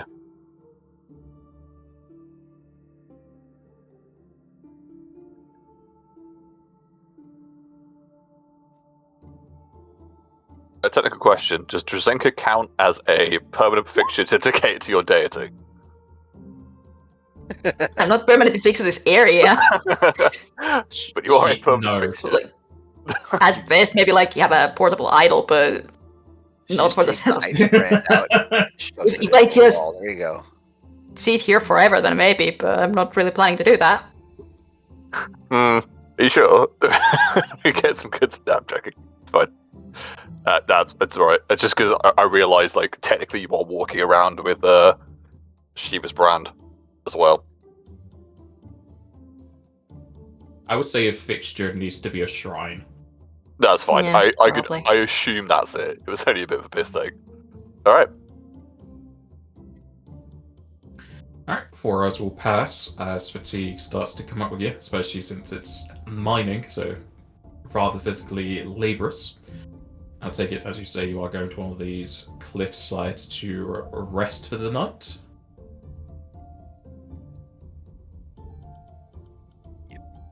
Mhm.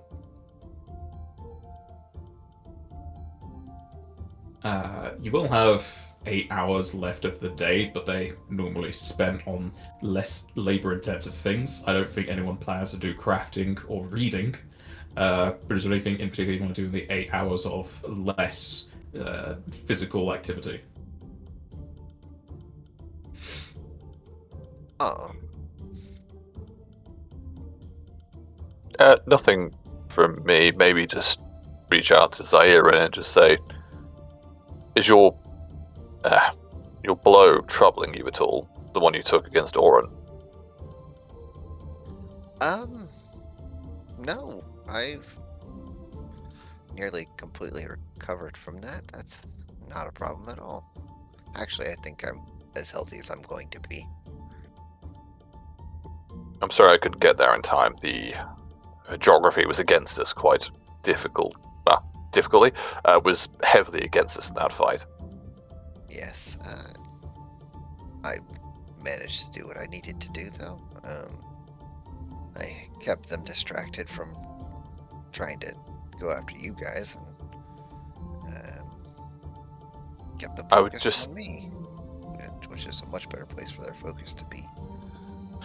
I'm glad you called up Oren, but just have a care. I know you know your business. Yes. I mean, I wasn't expecting what happened to happen, but fortunately I had an unexpected life-saving measure. Indeed. It seems to happen to me quite a bit. Maybe less putting your life in danger going ahead, but I'm glad you're alive. Yes. I am as well. And so's my mom and dad, I'm sure. I'm sure. If I had to go back to Hattahwood and tell them you were permanently injured in some way, I think I'd be drummed out. I think your folks would.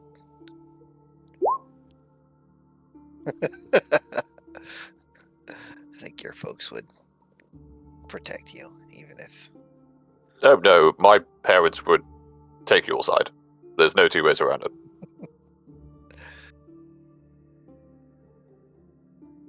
Sometimes they even set dinner plates for you when you're not even coming.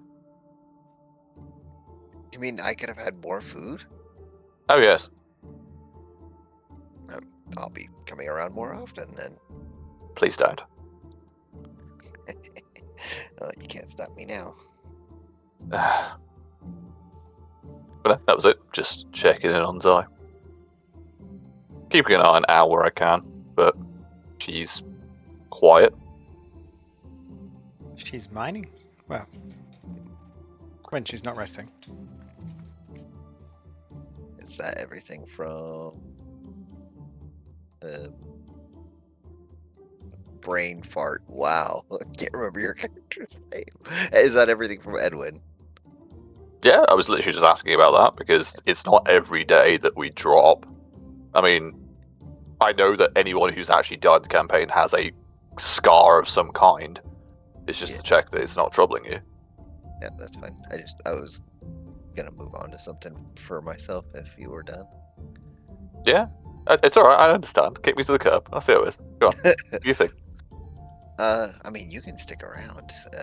It does have No. something to do with faith, which I think you have a little bit more of than I do, but I have some faith. Drzenka is much better at this than I am. was going to call her over as well.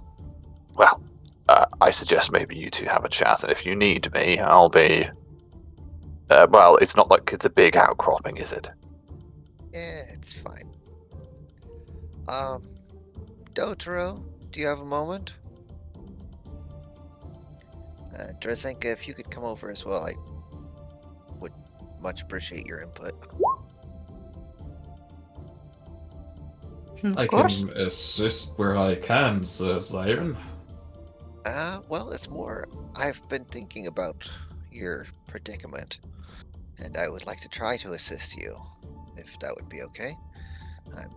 I've not come to any solid conclusions, but I've been thinking quite a bit about the whole ordeal, and I've got some ideas that you can consider at the very least. Well, with Edwin the Grand's spider climb, I feel like my climbing ability has already been sorted. I'm more talking about your patron, or lack thereof. He's gonna look at Jazenko, then back to you. I believe we're already on the road to whatever it is I'm going to find, if I am going to find anything. But what is on your mind? Well, like I said, I've been thinking about it quite a bit, and I didn't really have anything for you when you were talking about it a few days ago. But I wanted to say that Drazenka and Edwin and myself, all of us have come to our deities essentially through a faith, not necessarily through searching or trying to find a specific one, but finding something within ourselves that resonates with certain deities, and then choosing to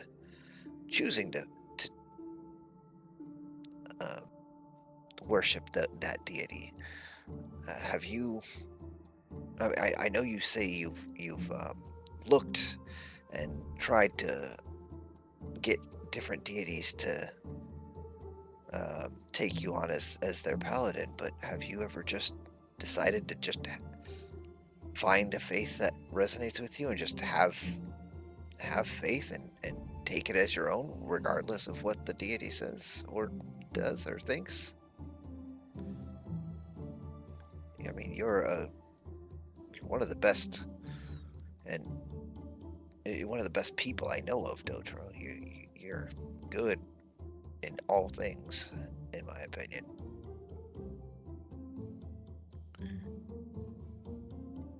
A thought had crossed my mind, yes.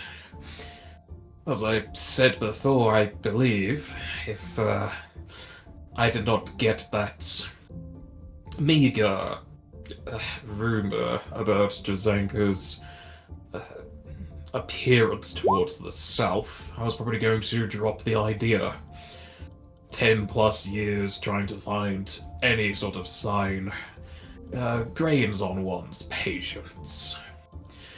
If nothing is to be seen throughout this DST, I believe I will have to return to that idea and drop the whole searching act. I've spent enough time searching for it. At the end, you'll probably have to search for me. That's kind of what I'm getting at. I feel like you're doing a lot of work and a lot of searching when faith isn't about searching for something external. It's more searching for something internal. Find something that makes you happy. Find something that makes you feel whole, and then follow it. Whether it's a deity or astral or an aeon, it doesn't really matter. If it's something that you can believe in, take it as yours and believe in it. It is one avenue, Sir, but I've seen whole schools of clerics come together and get a sighting at once. I mean, hundreds of people have seen a deity and followed their word to make settlements. There's even talk that fountains and the like show visions to those both in and out of the faith. Your time in Australia pointed towards that, and even if it's something I'm not looking for, like Edwin the Grand's tale, Shiva approached him and gave him a choice, and he said yes. But until now, none of those events have occurred for me.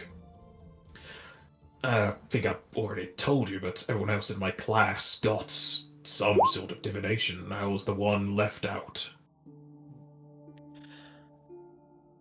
Eh. Have you ever heard the saying, "You can't find a tree for the forest"?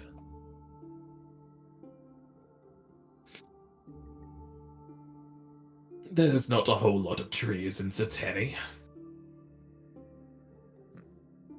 Essentially, what it means is that you could be walking through a forest, but because it's all one big thing, it might be hard to find a tree.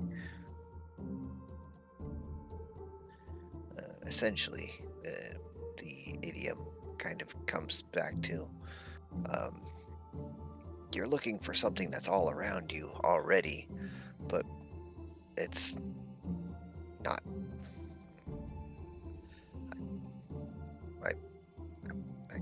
I'm having a hard time trying to vocalize this now. All of a sudden, essentially, Hard to see single events when you're surrounded by them potentially. Yeah, you're searching for something that has probably already happened around you, but because you're searching for it and not letting it just happen, it just kind of it you're looking in the wrong direction. Is this what's happened with your shoulders? I think, it was either Edwin who pulled me up, or possibly Al. They saw what happened. You took some deep wounds, but Edwin healed you. I mean that's due to an artifact that I'm currently in possession of. But the Lady of Ice is one of the most well-known deities for being present in our world. The Zamala, who I follow, is not really known for that. I'm probably never going to see a real miracle if I'm searching for one. I just take things that have happened around me that just are very, very circumstantial, and I chose to believe that that's what that Zamala is having an effect in my life in that way.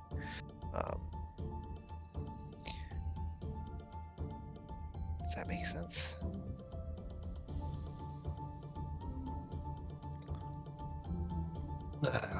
I'm currently in a stance where I'm dying of thirst, surrounded by those drowning.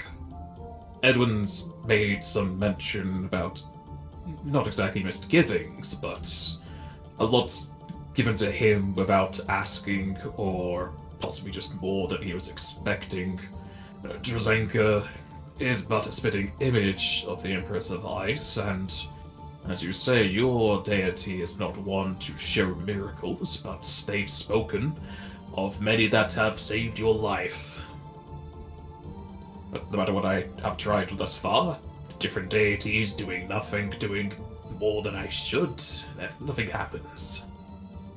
As I say, at the end of this DST, it might just be a case that I'm not to be one that is chosen.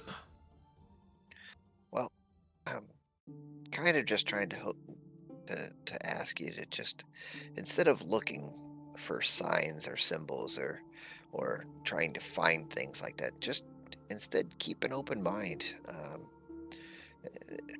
Try to connect the dots in your own ways instead of searching for specific miracles or anything like that. If I may ask, pardon me if that's already come up, but why are you looking for connection with divinity in the first place? Just because your friends and classmates found theirs? It's a sort of case where you're the last person to be picked for a sport. I've I would want to sound modest, but the records I've read of and the funerals I've had to attend, many people were given chances that I would have done better at. Half the people I studied with under clerical and paladin means are not with us any longer, but they heard the words of their deities. It is a combat, I guess you could say, trying to prove that I'm not cut off from the Pantheon. But I feel like the war is coming to its end on that front, and I am just not within their sight.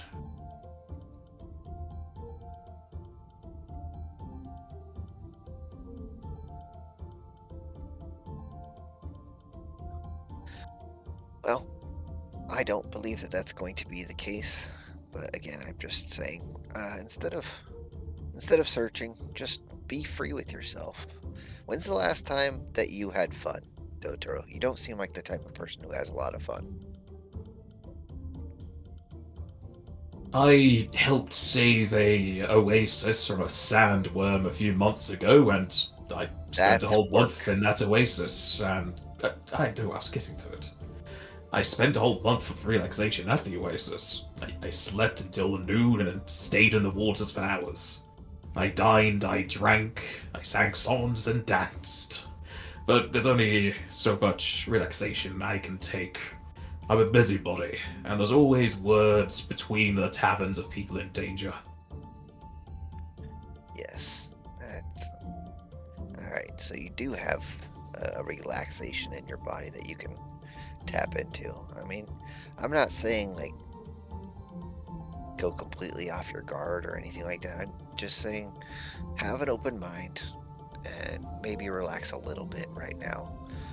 Don't be necessarily searching for your sign. Just try to let it happen. That feels more just like quitting. And I say, I will quit when the DST is over. If I am to just give up my search, that's 10 years and more down the drain. We're at a point where it's now just a sunken cost fallacy. I hope you won't consider it quitting, but rather you choose yourself I agree with that. instead of just following something unknowable. Follow what your heart says and what it is that you want. You have, as Siren said, you are a great man, you have done many good deeds. You have very strong morals, and you are not afraid to show that. Where does that come from? Does it come from just from what you were taught about the world and the many deities, or does it come from somewhere within yourself? As you know, I grew up in Zetemi. The laws here aren't so acknowledging of those without might, as the East Company might be. And I've always had the idea that I would move to East Company permanently, but if I were to do so, this might equals immunity would continue. There are many who can't defend themselves, and I was amongst them for some time. The training I went through saw me to the ability to protect those who cannot themselves. Protector. There's already great power in that, with or without deific approval. As much as you speak of clerics seeing visions and talking to their deities, or hearing from them at least, there are many, many more who go through their entire lives not hearing a single whisper. And yet they live fulfilling, very important lives themselves. Yeah. Yeah. It's Right. just that there feels like a hole that needs filling. And if a deity is not going to, it'll just be there, whilst I try and do other things to take my mind off of it.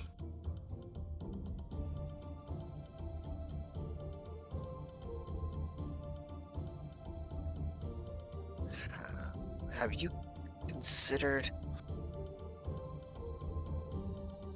I mean, I know you've talked that you've looked around a lot, but just maybe take Alexander as your patron. He's essentially the epitome of protection and good and law.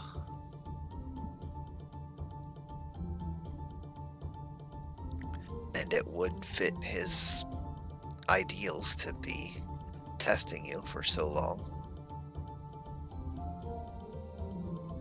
I was under Alexander for a time, but there's always some aspect of a deity that does not line up with my ideals. And Alexander is one wholly engrossed in the area he is worshipped. I know the lawful attitude can swing quite widely, but Alexander, his teachings are to the laws of the land, even if, as I say, the might equals immunity, doesn't line up with my ideals. I cannot remain steadfast in thinking if you are weak, the might can just control you. That Like is whoever controlled Orin to do with those miners, I would never agree with that. But the laws here say he is fine to do so. that is very, very good reasoning for that.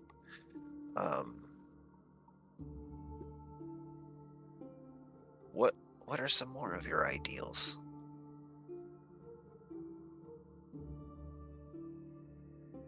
I believe I've put forward them constantly. Justice, retribution, defense, equality, and knowledge. Those who are ignorant should have the chance to remove the ignorance. Just because somebody doesn't know something does not mean they should be punished. Bahamut might be a good one, but he deals mostly with just the dragon kind.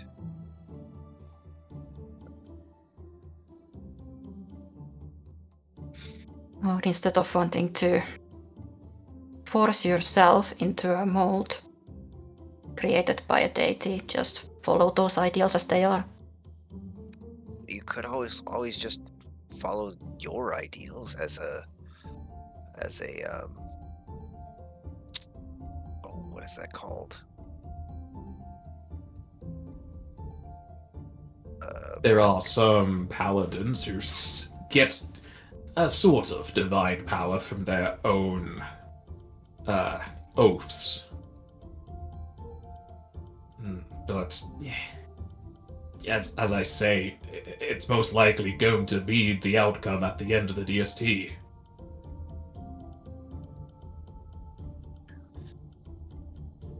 Well, I hope that you find your hope, and I hope that you find your patron, and I hope that you find everything that you're looking for. You're a man that deserves it, in my opinion.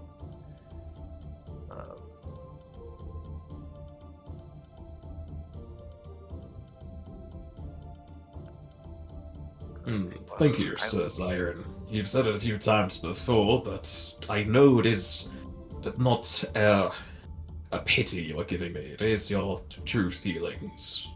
And I really do just want to help. I don't want to just, blather on and give meaningless words. I want truly to help you. I don't like seeing people suffering or struggling when it's something that I can help.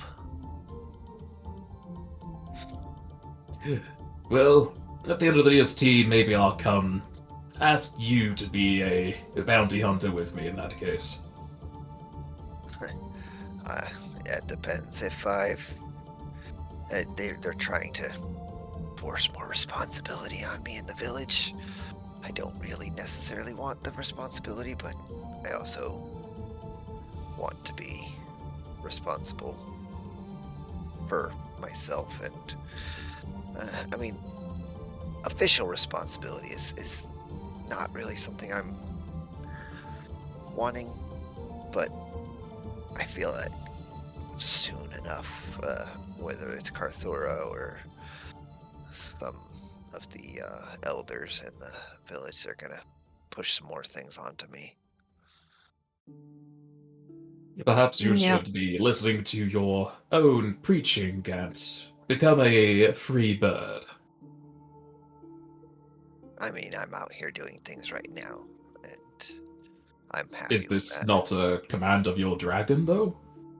Uh, Command is a very, very rough word. Karthurra is not demanding or commanding. He is more It's a asking. request that led to a mutual agreement. Yeah, if we had said no, he would have sent somebody else or asked somebody else. It was never a life and death, and we've in fact gone specifically against his requests in the past and have had no ill tidings or detriments to our living situations or anything like that. We're still more than welcome in our town.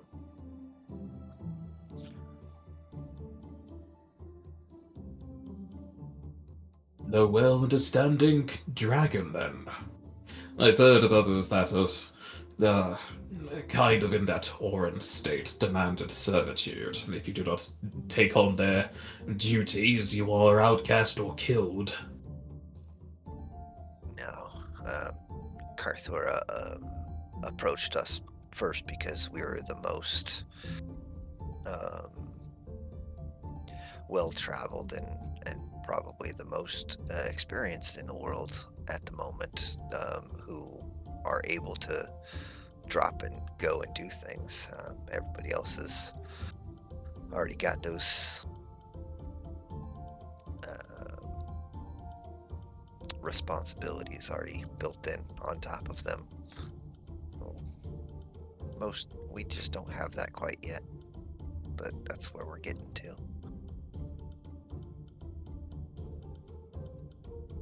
Perhaps he'll take on a dragon's knight, then. I'll have to see if he has any vacancies. Honestly, I don't think he would mind that.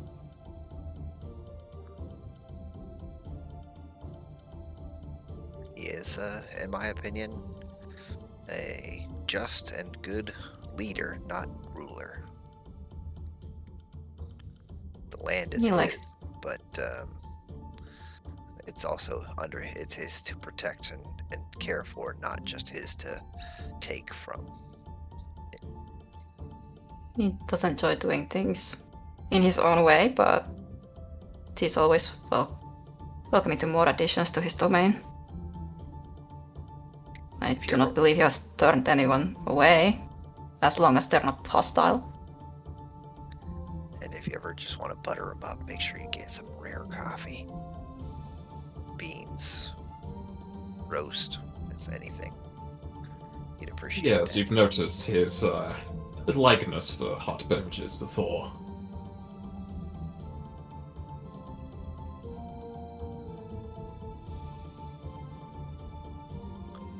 Maybe Zateni What about- has some things that we don't necessarily have over there. Go ahead, you were saying? I have no doubt the East King Company has a lot more flora than Sateni does. We're a lot more deserty and mountainous.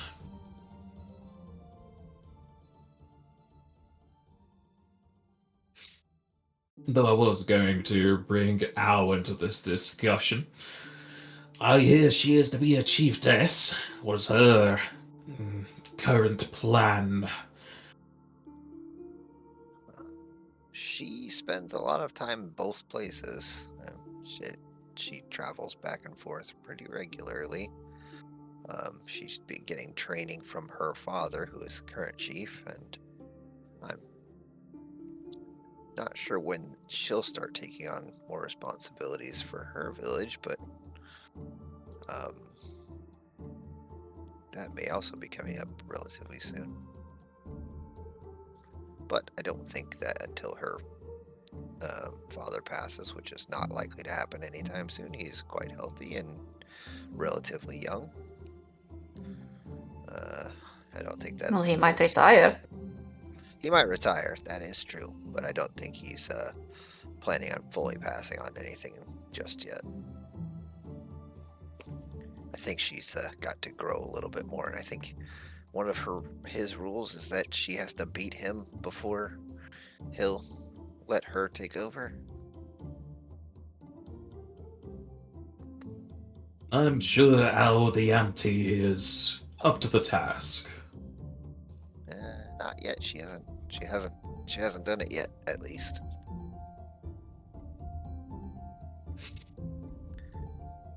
Unless she's been holding The back. second form that she has acquired would probably tip the scales in her favor, though. It might indeed. I would imagine so. But you gotta remember, her dad's the one that taught her everything she knows about changing forms like that.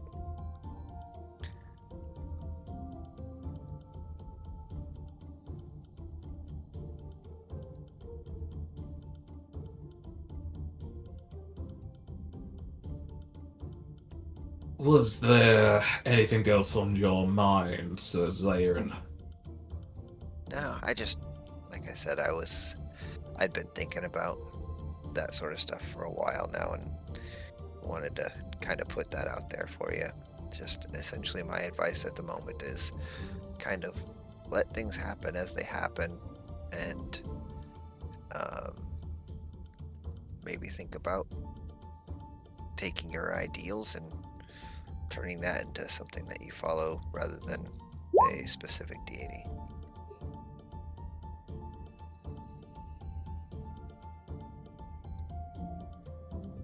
It's going to be a challenge to change my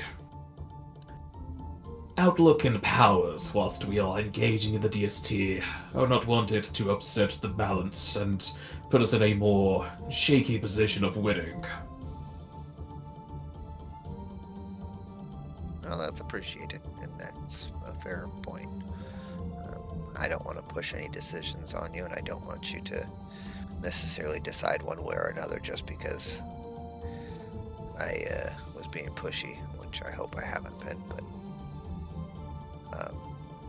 I just wanted to give you some ideas and some feedback since I thought of it. But that's everything I've got for now, so.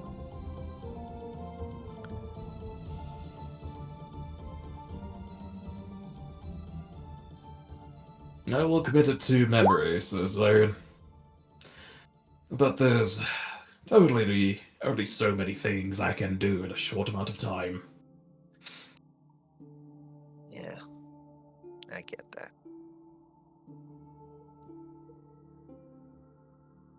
And you, Drazenka, anything else to add? I know you've been piping in and there, but like my deity, being a bit silent right now. I do agree what Tyron was saying. Truth be told, not entirely sure why he wanted me to be part of this. He seemed to have it handled quite well. Yeah. It's always better to have the wisdom of Drazenka around when it comes to topics of faith and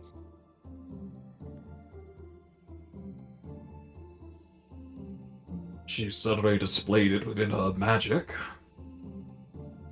The advanced as I've been at it the longest, I suppose.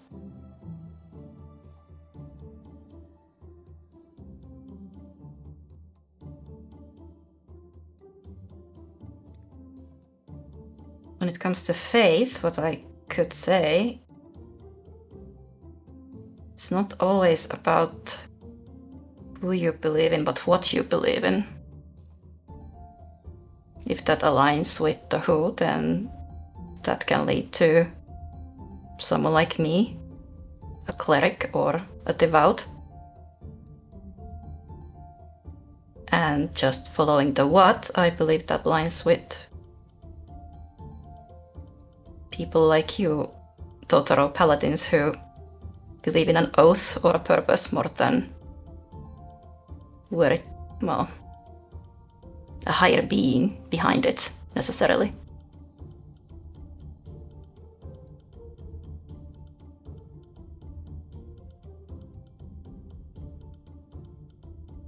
And just because I have the backing of my lady, as one would say. Aside from a few moments here and there, most of my life I have been choosing the path I take myself.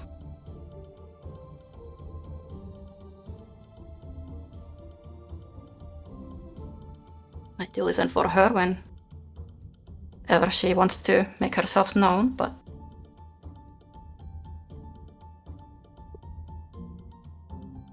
my faith is hardly blind. I believe it should not be. As you've seen from my limited access to magic, my own beliefs do fuel me somewhat, but looking at both you and Edwin the Grand, your magic is much more empowered through your faith and from looking your patron. It is the gift my lady has granted me from following her for all these years. But I do also have my own beliefs, and well, I hope it never comes to that, but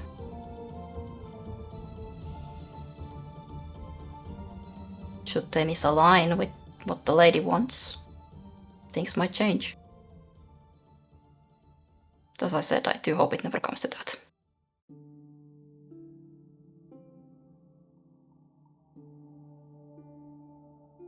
Well, we've got, a week left of this task, and then whether we must go for the 2 others. Give it a month. We'll see what occurs. If not, just be a paladin that roams and protects the weak. And that's good enough. That is a very worthy cause in by itself. But a lot can also happen in a short amount of time. Quite. There's only been so much time I've spent with you lot, and I've been in a time loop. And a lot's happened in this cave.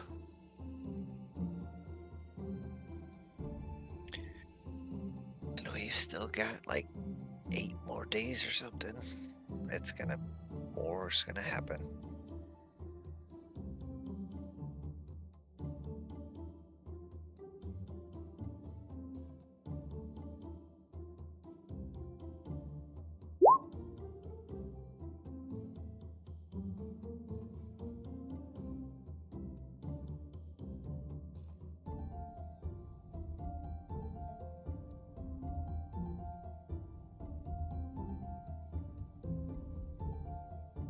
Any more topics of discussion, or should I go have a match with Hour over there? I'm sure she would appreciate that.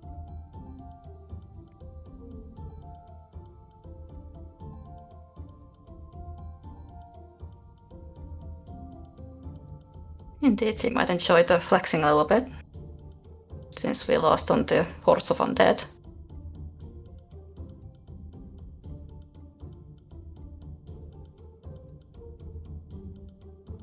I just hope the choice we made was the best outcome. Well, I'll keep you and your problems in my prayers, whether or not they're actually going to help, but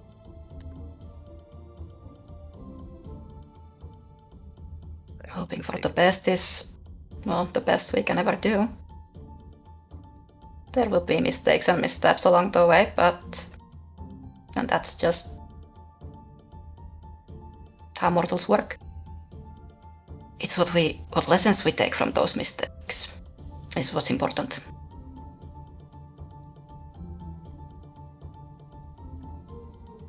Al looks like she's about to thrash Edwin for some reason.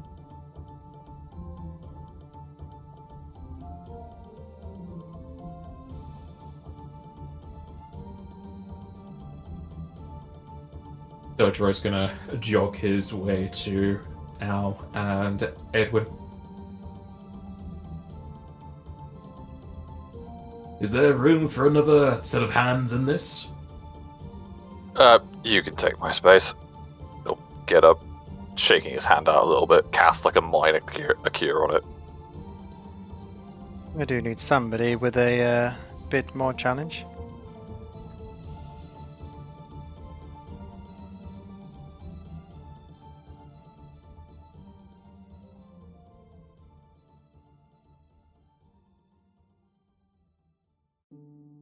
I hear from your companions you've been pulling double duties between two different settlements, Al. Yeah, pretty much. Just gaining as much preparation as I can for when I eventually take over one day.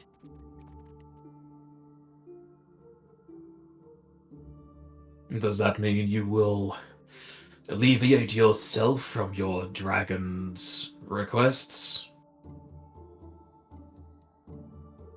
When the time is right, yes.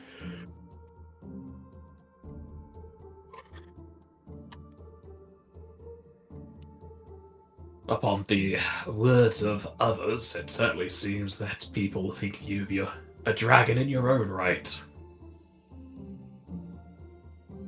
Nothing comparable to the gargantuan dragons that have their own land. I can't exactly compare myself to their magnitude. Maybe one day.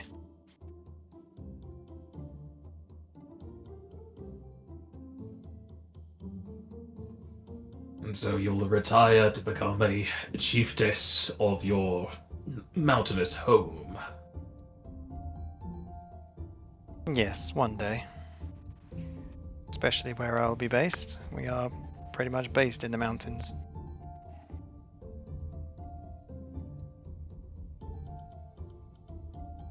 You have many communes, do you not?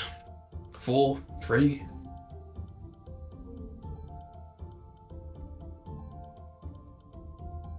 Sorry, repeat the question. You have many communes, do you not? 4 or 3? There are other villages around Shadowrock, all working with each other.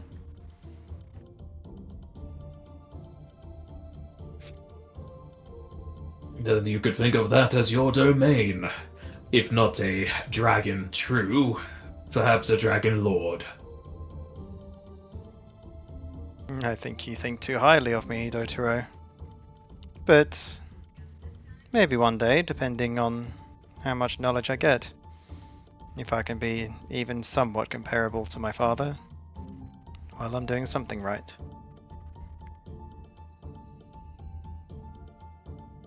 I have yet to meet him, but I don't worry about your qualifications. The only worry I do have is the punishment that might be given to those who break the law. Certainly. It's not very much crime that goes on between the settlements now. I'm sure there definitely won't be when I take over either. Don't take well to crimes, but I know when to lay down the harsh tone when needed.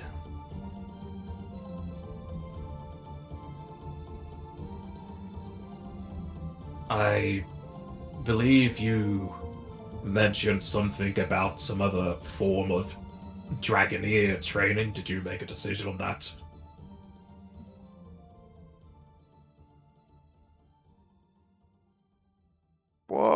what's he referring to there? Is he referring when I went on my Dragoneer training? Yeah, when they taught you how to basically force out someone's Dragoneer powers. Right, yeah. Yes, I went during some time that we were no longer required to do any work for the main settlement under Karthurra. I undergo some personal Dragoon training with some fellow comrades.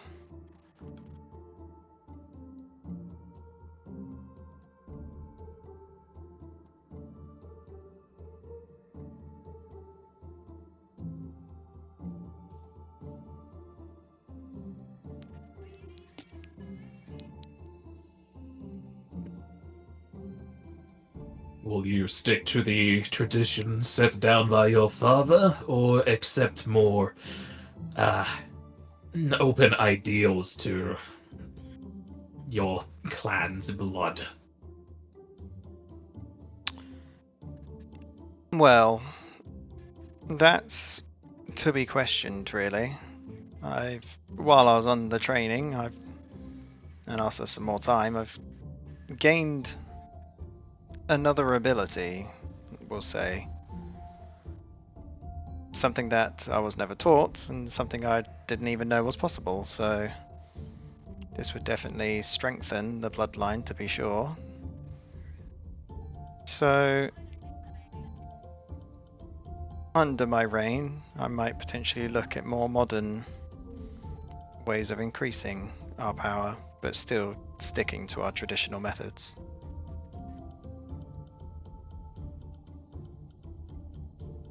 Taking a middle ground, eh? I would have thought you to be more all in one camp or the other.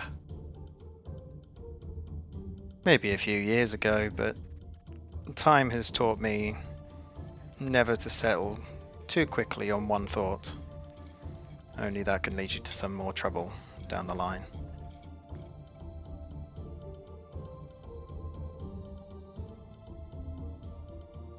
And I suppose to that end, you'd be trying to remove those with counter ideals, mostly those dwarves.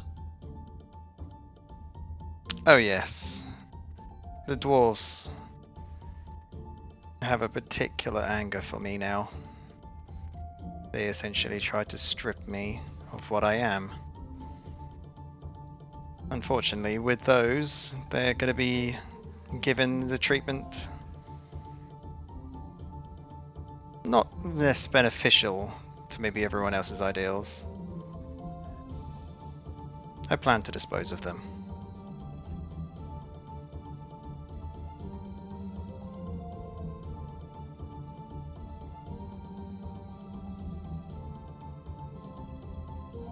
I hear they are quite the upholders of Dragon Sanctuary. Yes, you weren't with us at the beginning of our journey, but they did, well, to the words of the party, some unspeakable things, especially to me. So I can't imagine that anybody would stop me from trying to do what I need to do, but they have strong ideals that my kind should not have benefited from the power that I possess.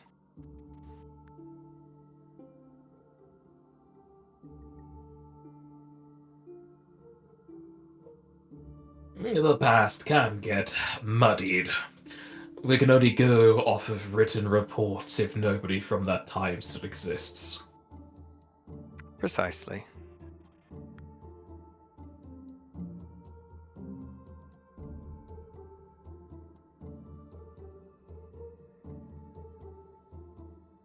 Although, what about you, Dotaro? I'm not a faithful person, but I'm understanding you are. Have you got any further with your faith searching? Not as of yet, though I've had a lengthy discussion or three with Zairin, aided by Drzenka here and there. They echo my thoughts, but it might come to a point where I'll have to let it find me rather than have an endless search going.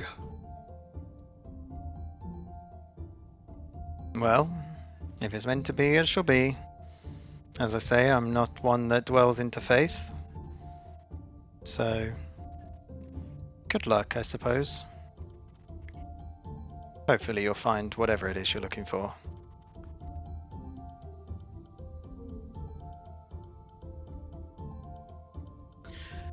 A man can go mad without an answer to a question. But, as I offered, I might become your dragon's knight, or just a roaming paladin of good. Well, I've certainly seen what you can do. I would certainly take you under the employ of my wing, should the time come for it.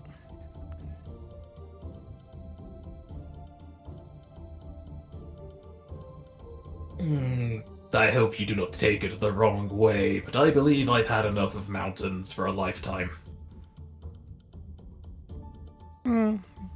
Maybe so.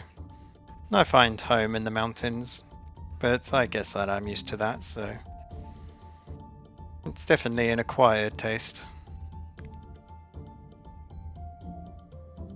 It gets a bit cold all the way up here. You get used to the cold.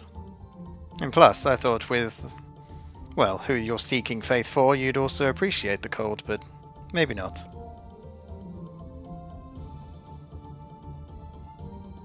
It's a bit of a distraction at this point.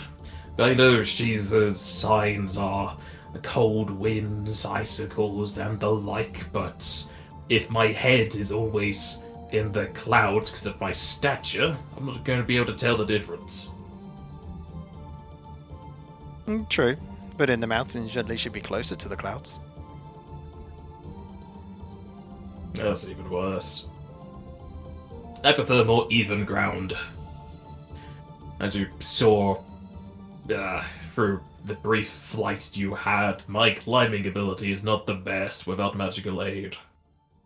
I wouldn't worry. I'm sure you also noticed that my flight was completely inept. I was shot down many a times.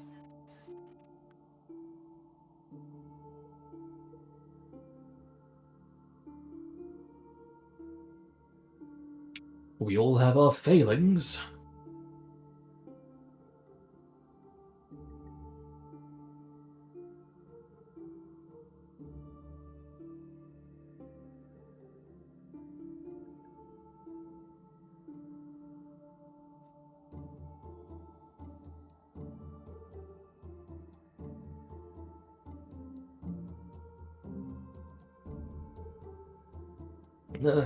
If you are to be faithless beside yourself, maybe I should tap into that deeper nature you have.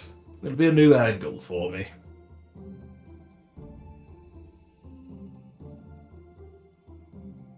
Well, can't hurt trying, I suppose. It's good to look out for oneself. I don't know if I'm quite ready to be eating somebody's appendix, though. But then, you weren't able to get to that point. Sadly not. Well, I say sadly. It gives me a... He kind of winces when you say sadly. It gives me a slight boost. Think of it as adrenaline. I guess that is some hereditary ability. I believe your companion spoke about it once, or maybe the dwarves, about your clan eating a dragon and gaining its power. That's what happened many, many eons ago. Well, some believe that that's how we originally obtained our powers, and then it's just been passed through bloodlines.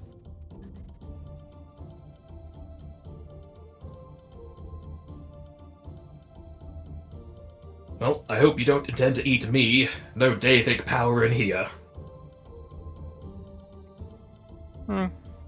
It's a good thing I'm not into deific power. I'm more into draconic. No, I don't have that either. All I can do is make my skin hard as rock. We're at a band team. Well, then you're safe then.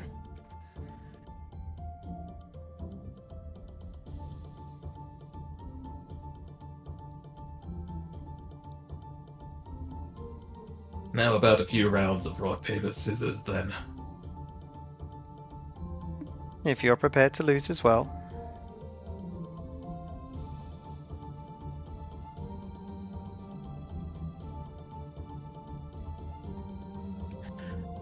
The pair will throw hands. Is the rest of the party doing anything else? How dare you? I didn't even get a chance to type anything. That's not a roll! Why are you rolling? You choose what you do. Okay, I can roll if you want. I just did it randomly. There you go. Fuck you, Dotaro. He broke your streak. Yep. I was not playing anymore. Still a sore loser at heart. During Zairin's evening prayers and whatnot, he'll just send out into the ether. He'll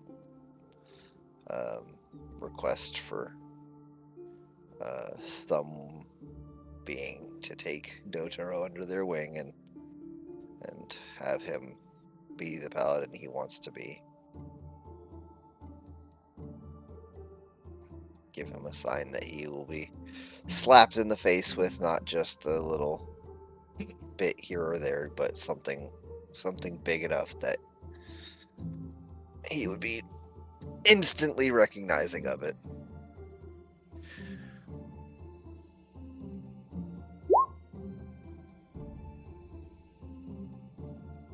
Oh boy. Does Zairin get a chill? No. Okay. Anything from Edwin? Nope. Jerizanka? She'll go back to just what she generally does when they camp, to just make sure everything's set up. Do we need any kind of fireplace to light, or if it can be even done in this place? Go over like her own supplies and general camp stuff, but since this is a longer break than we usually have, she will at some point just settle down by herself and take out her stone carving kit and start carving away.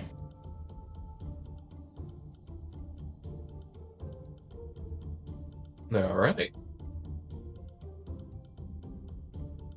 You will have 8 hours of clear mind and then your normal rest. As there is a snowstorm outside, so you might feel the cold.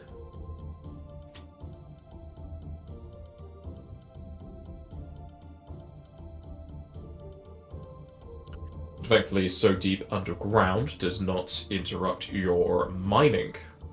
The alarm is not set off, nor do you feel any other sort of obfuscation or scrying.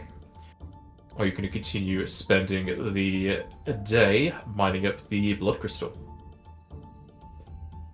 Yep, that sounds like a good idea. When we rested, I take it we just did stand-up rest. We didn't use any special shit for that. Like a tent? I didn't hear anyone say so. No, it's fine.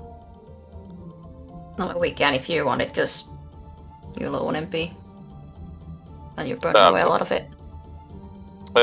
It would help, but we didn't say so, so it is what it is.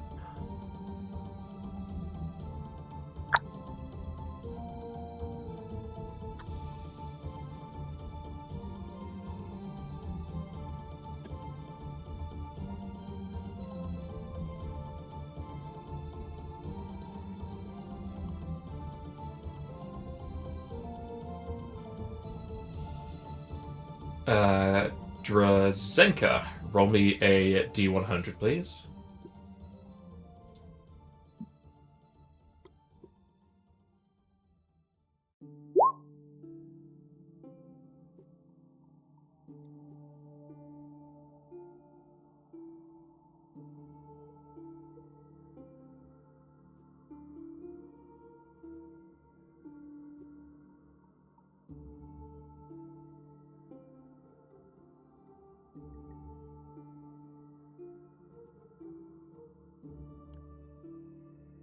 All right.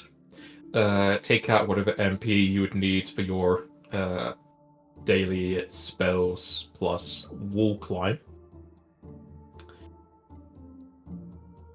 As the party continues to make their way across jagged shelves here or there, skirting the chasm's edge, you will pass through more of the walls, getting further and further away from your initial entrance. The wind whistles harshly as you feel a cold air breeze across it. Along with the whistling, you can all hear and almost feel a low hum. As you are digging to get out the blood crystal, Drazenka will mine into a section, letting loose a thin layer of dust and gravel, showing underneath a smooth, almost tiled-like stone, as if you have dug into the outside of a chamber. As you do so, however, a skeletal hand almost falls from some of the looser dirt as it scrapes against the wall, hanging from the portion of the wall in front of you.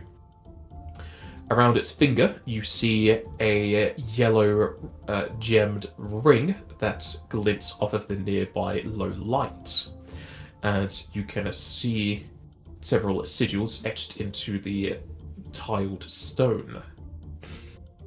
What do you wish to do?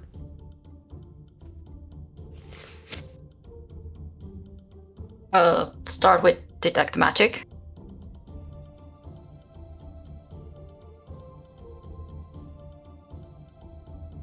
Like, I guess on the skeleton and the ring, and then just in general.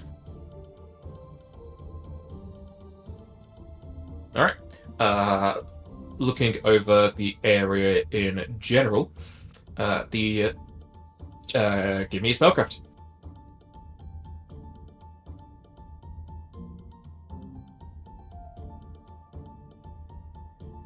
Bless myself. Sure.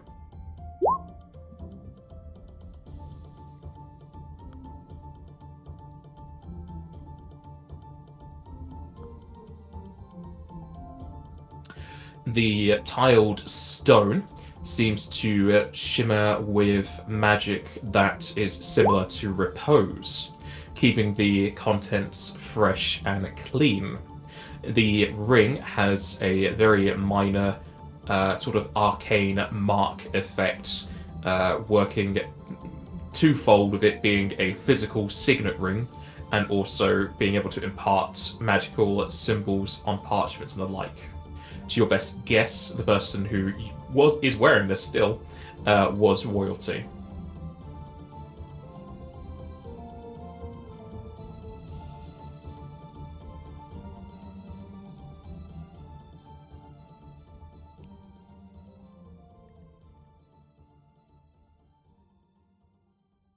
She'll look around to see if like anyone's close enough for her to shout out. I believe you did say you're going to spread out a bit more as you get further along, but everyone should be within shouting distance. You won't be able to speak softly because of the wind. Yeah, true.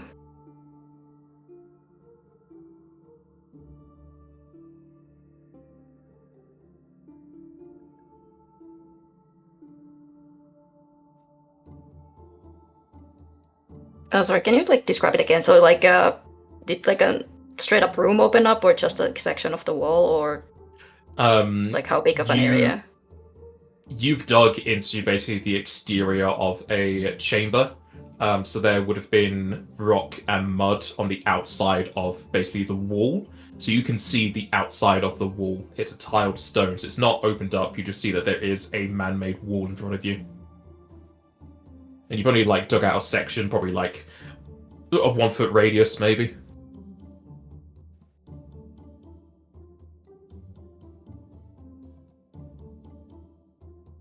Just like yell out, I guess, in general. Like, I found something, but I'm not sure what to make of it.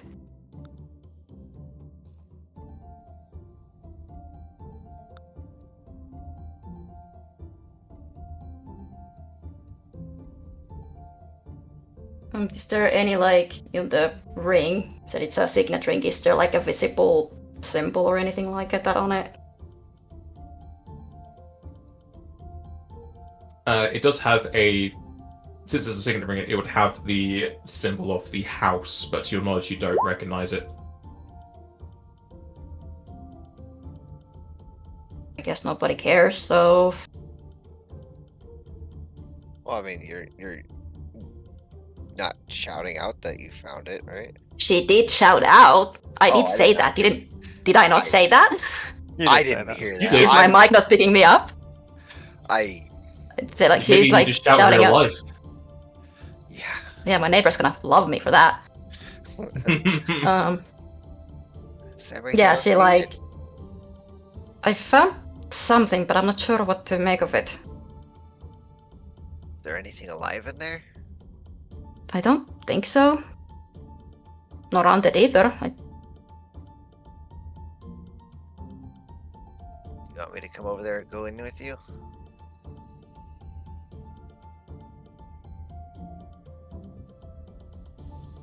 Better to go with someone than to go alone. Alright, give me a minute and I'll climb on over there to where she is. Dojaro will climb his way over.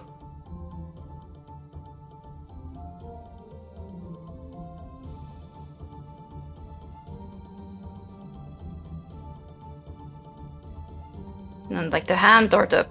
Yeah, the hand is just coming through the wall, or is it just a hand? Like separate? It is a skeletal hand up to the elbow, but past the elbow is still in the dirt. Okay. Oh. How long has that been here?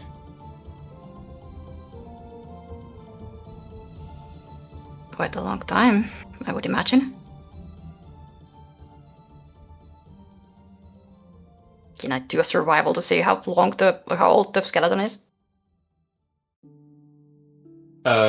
You can do, but since you know the room is under a sort of repose effect, you might get more of a underestimate. Yeah, fair enough.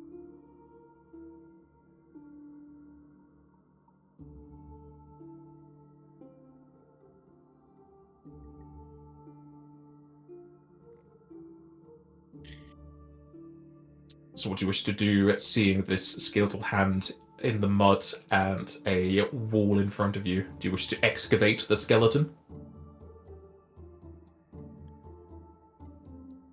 We can try to see if there's any identification on them. From the hand, you can see the signet ring, but you don't recognize the mark on it. You just know that they would be of nobility or royalty. Can't roll it either. I mean, it's several hundred old ring. It's not going to be very discernible. Oh, yeah, okay.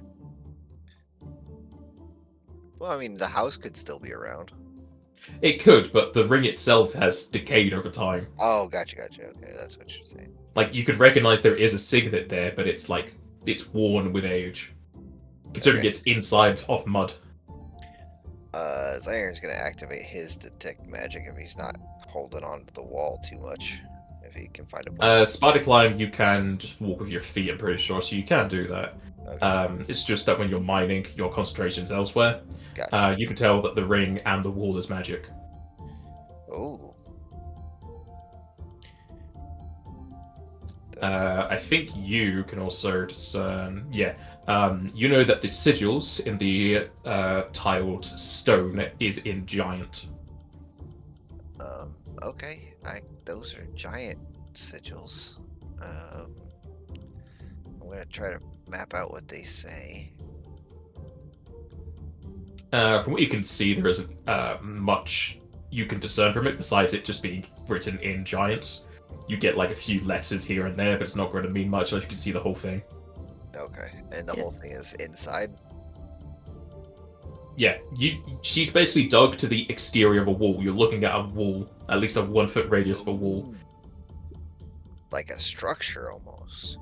Yeah, there's a room, but you're on the outside of the room looking at a very small section of its wall with a corpse that is like halfway in the mud.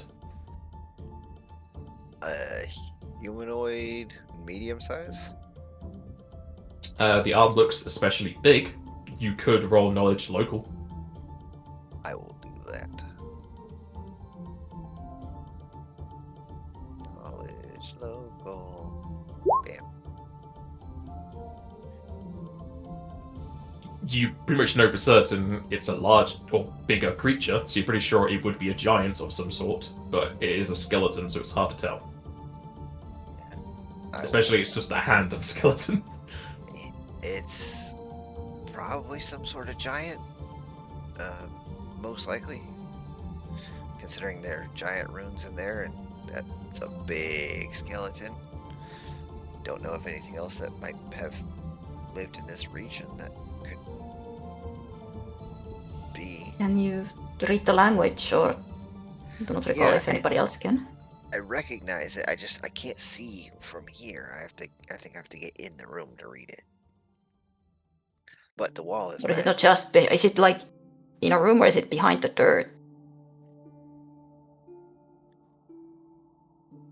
It's in the room, I think. The walls have sigils on them, but you're on the outside. Yeah, we see a wall. We don't see a room. We see a wall, right? Yeah. Oh, well, yeah.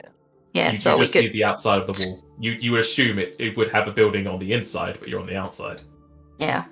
We could scrape away the dirt further to reveal the symbols. Just uncover the wall.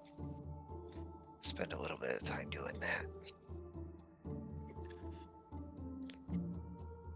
Yeah, you want to excavate some more of the dirt? Maybe also try to excavate the skeleton without damaging it too much. Sure. I think if Zaira mentions that he also saw magic, Drasenka will explain what she already discerned about the ring and the area. Ooh, which is what? Well, just the ring had the ability to make arcane markings. And there's the gentle repose. Yeah. Gotcha.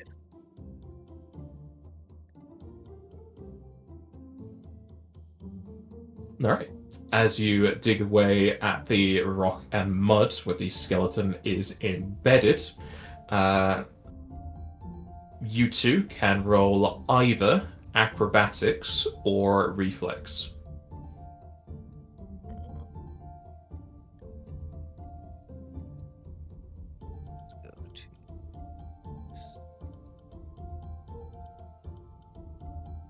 Oh yeah, that's definitely better. Don't do reflex, it's acrobatics, it's terrible. Can I blessing this? Sure. No, because you don't know it's coming. Fair enough.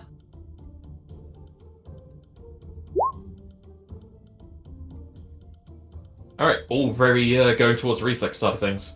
As you dig away at the mud and rock, similar to the first time that Drasenka revealed this skeletal arm, more dust and rubble will rush out from the area.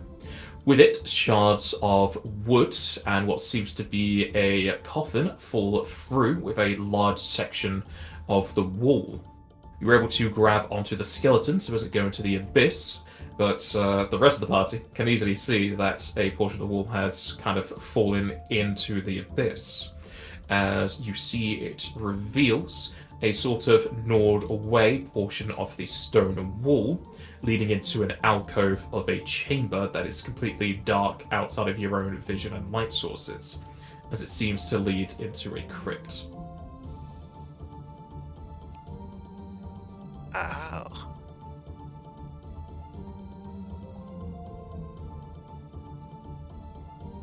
Well, that explains some things.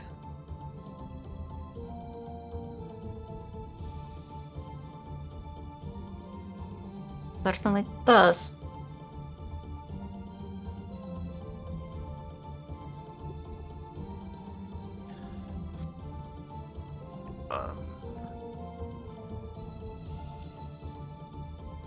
Do giants typically worship the Lady of Ice, or do they have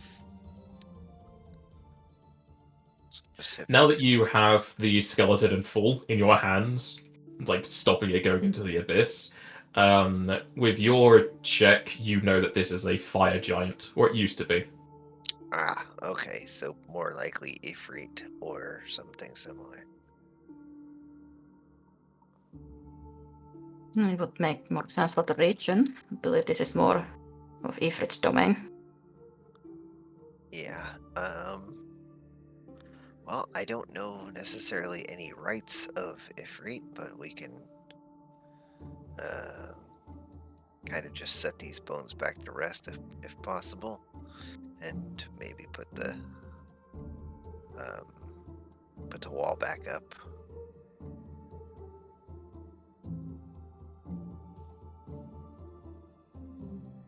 Did the wall like collapse before we were able to see any of the writing on it?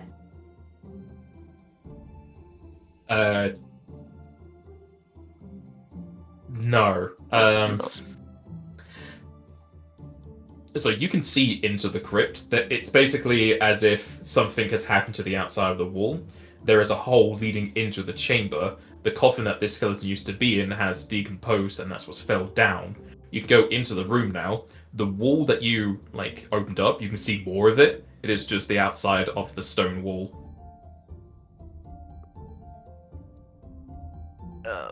Is it more legible stuff that I can put together or not? You can do, but it'd be easier to read it from inside the crypt. Okay. Well, I guess I'm going inside. Get the like magic back on. But yeah, I will as should well. be able to go in.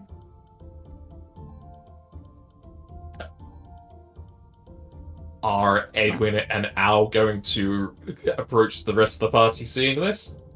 Yes. I was BRB'd, and then you guys were kind of doing a thing. I'm assuming yes. No. Gathering up with the party, you'll climb your way into this crypt. Several similar alcoves can be seen lining the wall you come through and the ones on either side, with the far wall having archways to further parts of the crypt. Entering inside, two braziers will alight with blue flame, giving the area bright light all around. You see several coffins and sarcophagi of wood, stone, and marble, many of them having more elemental symbols like a actual flame, a leaf, a tree bark, etc. Through those that could speak giant, which would be Edwin and Zairon, you can see many of the names to the people that are currently inside of these coffins and sarcophagi.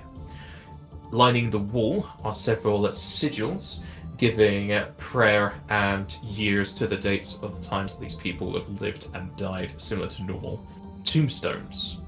You'll also see between the two braziers a large epitaph with writing etched into it, beneath of which you see a kind of palm-sized dark pearl. Is it radiating magic at all? It is, yes. Ooh, that's magical there, Jazenka.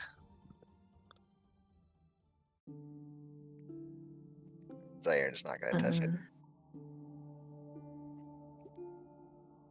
Gonna try to spellcraft it.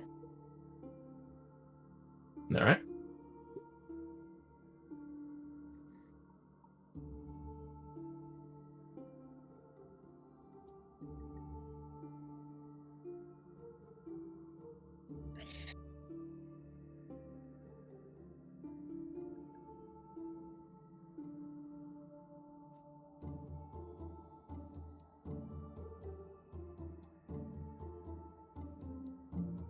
Jazenka has got no clue. I take it Edwin is trying to discern them as well.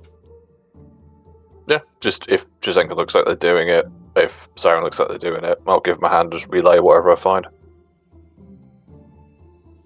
I have no clue. I think why it's this like is Drazenka here. takes a look and has no idea and turns to Edwin and he's already done it, so like, yeah, okay, you got it.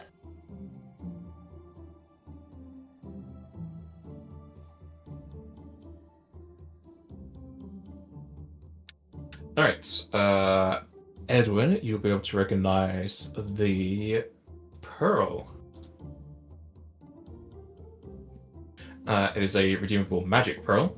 The user may absorb the magical energies of the pearl to recover their spells every day.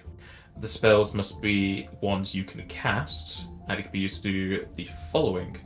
You can regain 4 first level spells, or 2 first level spells and a second, or 2 seconds, or 1/3 and 1/1, or a single 4th level spell.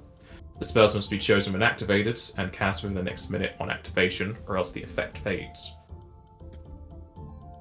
I'd forgotten to take off heroism, in all honesty, so would 33 still do it? Fine. Yeah, I'll relay the information to Jazenka. That's what it is.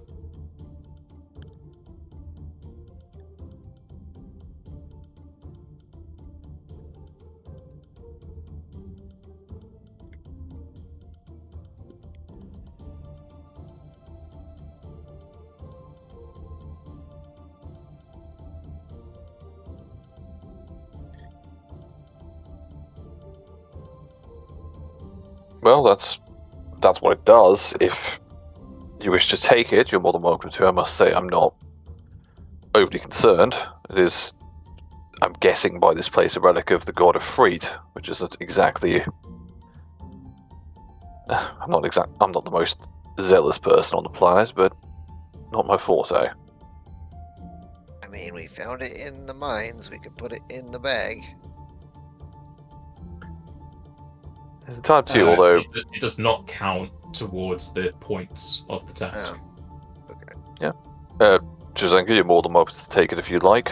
I know you cast a lot of not lower that level many. spells, spells of that kind. I'm not the one particularly hurting for recovering my magic.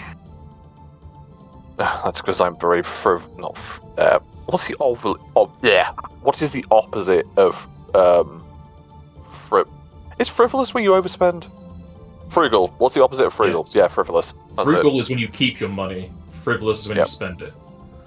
That's because I'm frivolous with my expenditure.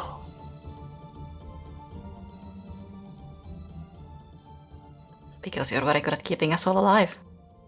I suppose. But no, I'm inclined to agree that I do not feel right taking it from a place like this.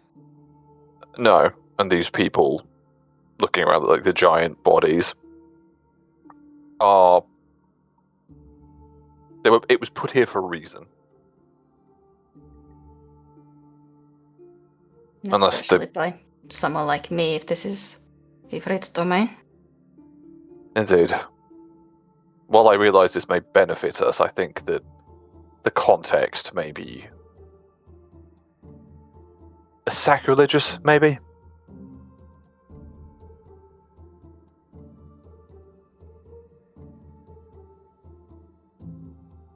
I think it's Very best to close leave to it, this. at very least. Maybe not sacrilegious, but certainly impertinent. I suggest we leave this place alone, reseal it. I can say a The few original words. plan, just Yeah, no reason to disturb the dead. further than we already have.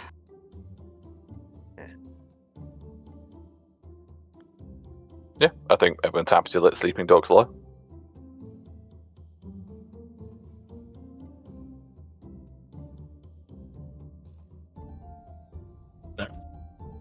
Do you care at all for the writing on the epitaph? You're just going to leave it be. Give it a read. Or ask someone to read it. I can't read read. giant. It'll be read out loud regardless, so we'll all hear it.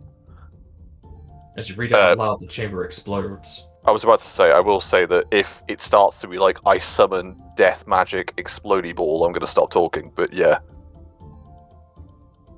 Alright. Like, read it in your head first and then read it out loud. My intelligence is not high, I probably read it out loud. Do you want to read it out loud, or do you want me to read it out loud? You can read it out loud. Alright. The epitaph says as the following in Giant. Sleep, O stone bound, deep and still, in crimson tune beneath the hill. Breath once taken never lends, till blood and wind together end. Hands that built and hearts that bled, we name thee kin, our honoured dead. Stir not for hunger, wrath, or flame, we walk in shadow, speak thy name. Rest, O elders, chained by years, your song shall not fall to tears. Let silence guard what time implores, and bind the choir forevermore. Shall your descendants lead this land, the fire giants shall watch over you.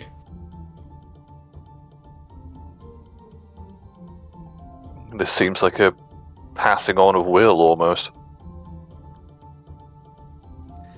I don't like that it ends in a comma. There's more. Maybe. We may see other epitaphs in this place, but I think it's good practice to not disturb this kind of place. The comma changed on its own. It's now a period. That's the worst thing I've ever seen. Let's run. Roll sanity. I mean, you know, back then, when they carved into stone, they couldn't just put some Tipex in it. They had to get a whole new block of stone to chisel away at. I should make a really big full stop. Like, silly big.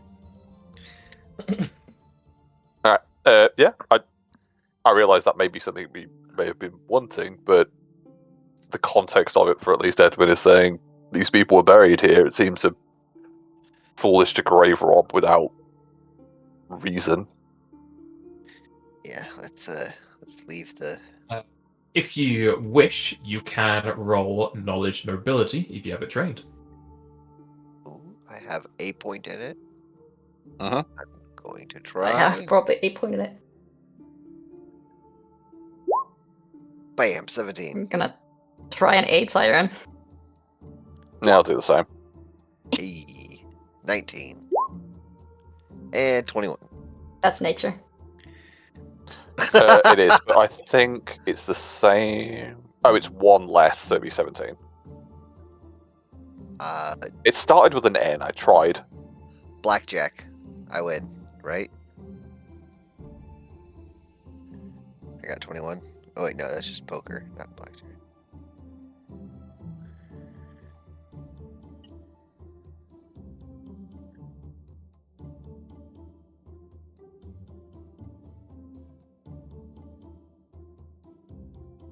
So how much does Zaire have? 21 total. Alright. Zyron, you know that the current monarch of Seteni is Valdra Stormfire, who looks to be a Viera, though many believe that she is descended from the fire giants of old. And whilst Seteni is very heavily invested in their ancestor worship, paying heed to those that came before, and even having many rituals to do or around their cemeteries, you know that something so closely tied to the fire giants would be of great worth to the queen if you were to give it over to her. Ah, okay. As a separate check, you can roll knowledge religion if you ever trained anyone. Damn. Not it. Zaire knows it all. I've got one more point in that one as well, so. I don't think my knowledge religion, weirdly enough, is very good. Can we blessing this or not? Sure. Alright. Bow. Is Edwin doing it himself or aiding? Nah, I'll do it myself. I've got high enough. All right. I said that as I rolled it. I didn't realise it was actually going to be that score. I'm saying I've got a decent bonus. Both Zion and Edwin know that the wrecking mine's obviously miles long. A lot of things can get lost in there or haven't been found in the past. Due to their worship of the fire giants, it could be sacrilegious to desecrate anything you find belonging to them. But as far as you know, this chamber, the way it looks, has not been touched in some time. So it's possibly it was never found by non-fire giants. And if you were to give the location and the pearl, with Zion's knowledge, over to the Queen, you would be heavily rewarded. If it is just a case of giving it back, like I don't think I'm going to use it. I would rather give it back. Like with that knowledge, Edwin would probably just say, "Zion, you look like you've had a discovery as well." Yeah. So, thinking about the culture of the fire giants and whatnot, and the way that they treat their honored dead, I believe that returning this pearl, which nobody has touched yet, as far as I'm aware, to the current queen, and informing her of the location of this place and what we found here. I think that would be, at the very least, good for our reputation here.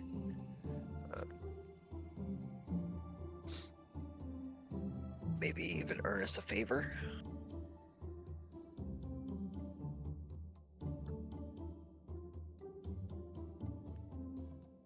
Might be useful in the DST to have the queen of the entire land owe you a favor. Looking to move up in the world, are we, Zion? I mean, I'm just trying to get any advantages for us. Well, I suppose if you aren't looking for a village chief, a queen will do.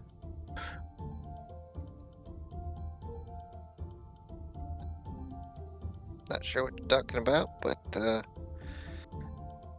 not looking for that type of stuff. Just I know. Right, well. Do you wish to take it? Is there anyone who particularly wishes to hold on to this artifact? I think it would be a good idea to do that. Then feel free to take it. All right.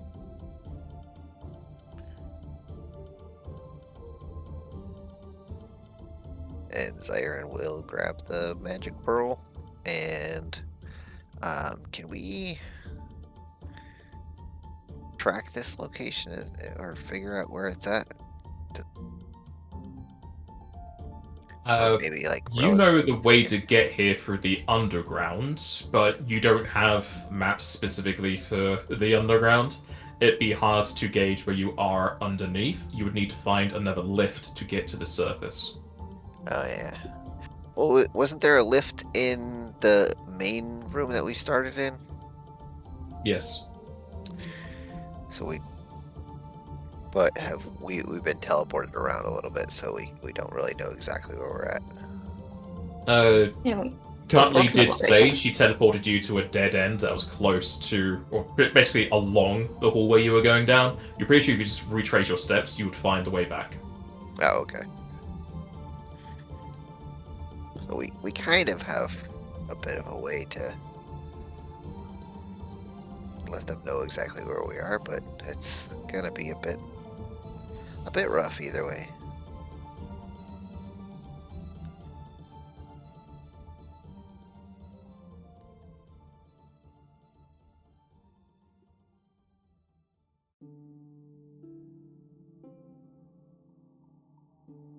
In the meantime, I can wall this area up. to not leave it too exposed. Probably a good idea. I think the enchantments that you're talking about will keep the bodies or the skeletons from decomposing anymore, but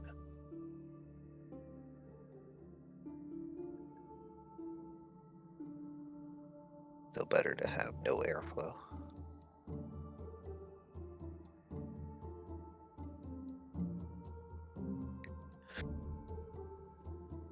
So what is the party doing? Orb, leave. I don't think we have anything else to do, unfortunately. Zion takes the pearl and you leave back into the blood crystal chasm. What was Druzenka going to do to this room? Planning the level of it, but there is wall of stone, I guess. You want to use Wall of Stone to basically cover over that hole. Yeah, cover it up to leave it a little less exposed. Yeah, that'll be fine. If I need multiple castings on it, that's also fine. No, I'm the one who broke it, so... I would say you did break it. It was already like that. Sure. That's why there's all this mud and rock in it.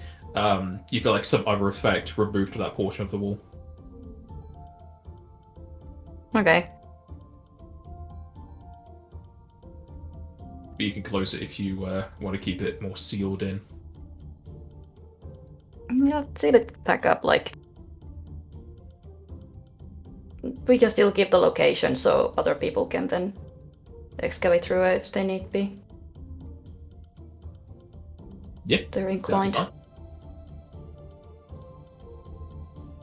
But like it is a crypt, so it doesn't feel right to just leave it open to anyone who happens to come to this area.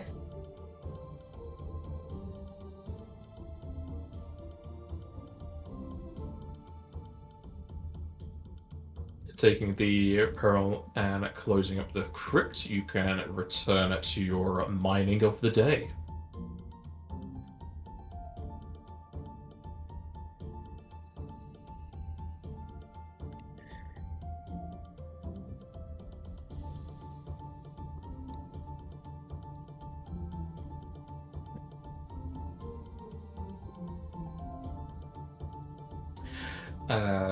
Is anyone going to discuss anything at another campsite upon one of the other ridges?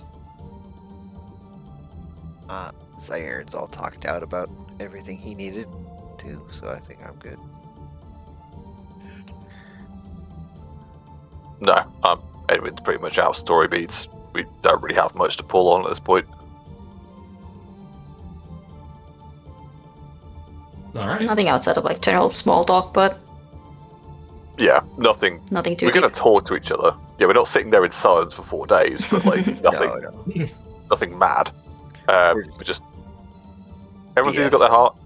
Yeah, their cards were over. People's cards were either very close to their chest, or we are in it and we're doing a job. It's kind of where we are.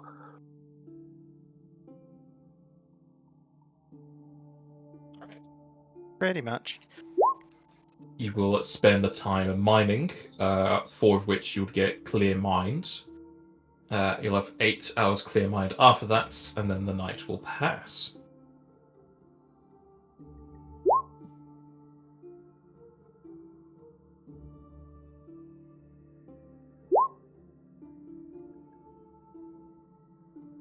If it's cool with everyone, do you mind if we use a tent? I realise it may seem like a bit of a waste, but No, I you're could do with a good. bit of MP. That's what we bought them Yeah. for. Yeah, that's what they're for. Now, do you mind, as master of? Yeah. I do that's realise fine. we've given. I do realise we've given the dragon person the loot Horde? horde. Yeah. Yeah. To manage. So fair. I think that's a good Was build. kind of I did think everyone realised that, but I guess not. I think it's something that I may have thought of in the back of my mind. I'm like, no, actually, we've done that. Yeah, It's that's been what brought happened. up a bit. Maybe. I think it's more like the more dragon you become, the more prevalent it becomes. Fair enough.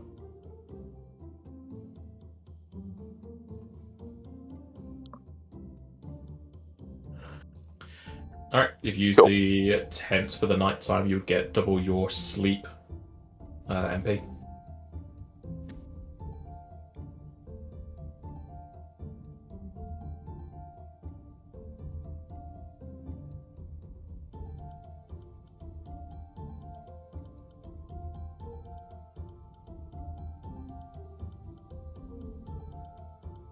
Edwin does have clearer mind, doesn't he? Yes, clearer, but not clearest. Yeah, that's fine. Clear is when you can still move around and get your MP back. As long as you're not casting, that's why it's 4th clear hour for mining. Yep, Jasenka gave me the advice at, like, I think it was level 5. Well, no, when I became a mage. It wasn't level 5, I was beyond that when I became a mage. Yeah, because I know Jasenka used to have clearest, but it isn't that common that you need it. You would benefit more from clearest than I do currently. Yeah, it might be on the list, but I've been getting silly meta magics for reasons unknown to man. You want fancy magic? Well, I mean, admittedly, some of them are good. I have merciful. I don't attack anyone, which is, maybe a bit of a waste, but there we are. It makes sense for Edwin to have it. It does. I just don't use it.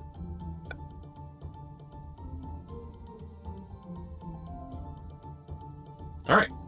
As you go into your 3rd day of mining, Zion, I need you to give me a skill check related to mining, such as crafts, stonework stuff, profession, sculptor, or just a base profession check.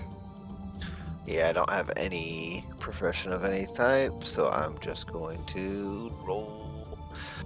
Can I use anything on this, like the Eye of Time self or anything like that? No, this is just generally for the day. You don't know what's going to happen. Gotcha. Okay. So base profession 8.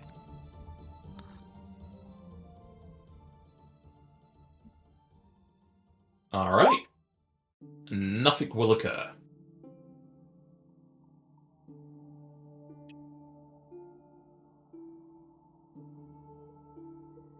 And similar to yesterday, you can go through the day with clearer mind and whatnot, but nothing else happens, as we'll go into the next. I think, yeah. Cool. So I'm just working out the spider climb versus MP. That's fine. Oh, it's exactly neat. It's net. Never mind. If you have 3 clear mind, I don't think you've multiclassed. It would Nope. be 36 MP from clear mind. Oh shit. What? Why am I going wrong? I thought it was 3 an hour. It is 3 an hour. There's 12 hours there of clear mind. Oh, because we sleep. Yep, no. Ignore me. You get 36 through the day because of clear mind and not casting as many spells, and then you also get a night's rest, which is your cast level plus mod. Cool. I think Drasenka's thingies are still up. Oh no, I'll re-up those because I think they're 30 hours, which won't really affect me at all. And 30 rows for magic vestments. That's fine. And every morning, Drasenka's doing mage armor and endure elements to everyone. Yep. But like that's just after hours of clear mind. I'm get those back yet. And she's still doing the prayer every hour. Hey, Edwin. While we Yes. are doing this and we have this pearl, do you want to use it to get some of that MP back when you're casting those spells? You would know, because it's a magic item, similarly to like relics of the past, like an old rusty knife or a coin, all of that dust on there shows its history. Once you clean it, you lose that history. With the orb, it's not been used in hundreds of years. That would be a much better gift than one that's been used recently. And that was exactly what I was about to rebut with, just to say, I appreciate the offer, but this item carries the weight of ages, and I will not be the one to take that from it, especially as it belongs to a different deific order. I appreciate your concern, but that would be it.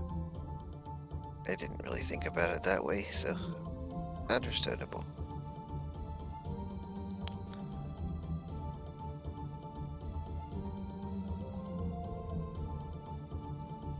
Alright. With spells again throughout the day, you could spend yet another mining.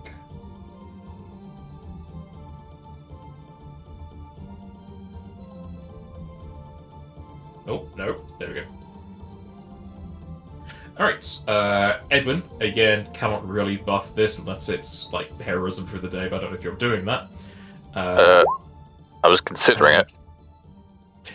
Can you give me a skill check related to mining? I still didn't fix the spelling, so craft, stonework stuff, profession, miner, sculptor, whatever, or just a base profession check. I didn't say it, so let's just assume I didn't do heroism. Mm-hmm.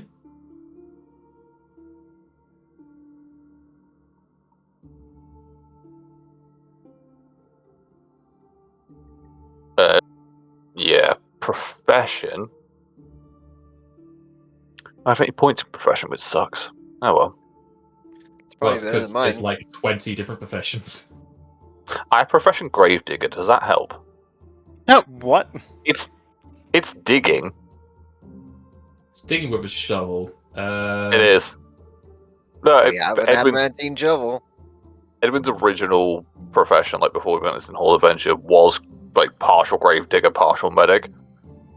I've had that since that's not changed at all. Yeah, sure, why not?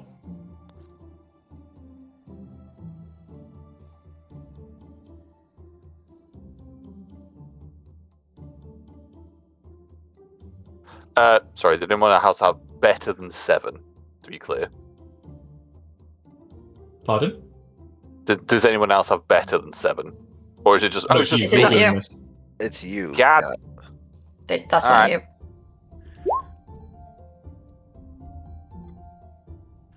It's a pretty good check. Hey, you keeping that? It's best I got.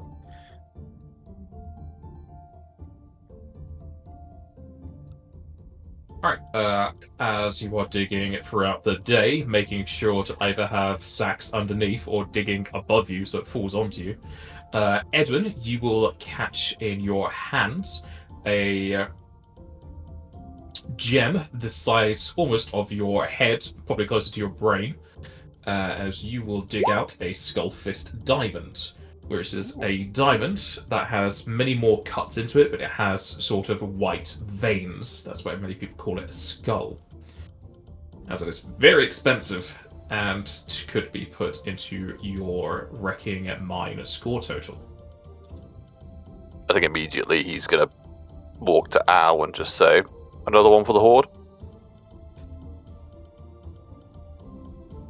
Just because it's going to be funny. For the Horde. You got no clue. You'd probably get like 100 grand for it. It just seems like another rock. Wait, 100 grand? What? It's a big ass diamond. It might be 100 grand. Okay, hold on. Let me just revert back what I said. Wow! Where did you find this? This is expensive. Do we have to give this one back? It fell out the ceiling. Yes, we do. But the stuff we could buy. Well, we're trusting you with the Horde. What you do with it is, at the end of the day, up to you. I was going to take it and then, like, run over to Zaire and Jazenka. Look at what Edwin found, and he doesn't want to keep it. It just trails off as you run away. I mean, That would probably get us a pretty high place in the DST event that we're doing right now. You say And that. I do believe there was something about how we are not supposed, because we are not working for the companies who usually mine down here. Was that not the insinuation that we shouldn't be taking things for ourselves because of that? Yes, I suppose. It just looks like a very expensive rock. As too many other rocks in that badge. Maybe so. This one just looked extra special.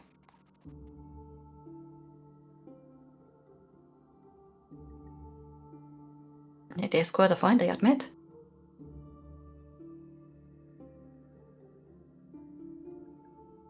Just shove it in the bag. Bag or the badge? Badge. Maybe bag. Who knows? Just on mention of the badge, Edwin's gonna have he's having a think where you run away, and he goes, would you mind emptying the badge and just making sure everything we put in it is still in it? You don't have anywhere near you to be able to empty the badge. Okay, well, fine. Maybe next time we have a chance. It's because It maybe there's just a lot of worth- stuff in the badge. I think there is, and you're right, maybe not here, but it would be worth just checking. We've encountered a lot of people, and it would be worth just assuring that we have what we think we have. I did say before, you can bring up a kind of like a magical holographic display to show you Yeah. what's inside of it. Yeah, the display thing. I think that's fine. I just genuinely want to look at it because there's a lot of fuckwittery going on, and I don't know if someone's able to change that. I don't know. Yeah. So the out of character, it's possible illusionists, which are cutting about, have the ability to make that look like a certain number, and it's not actually what it is.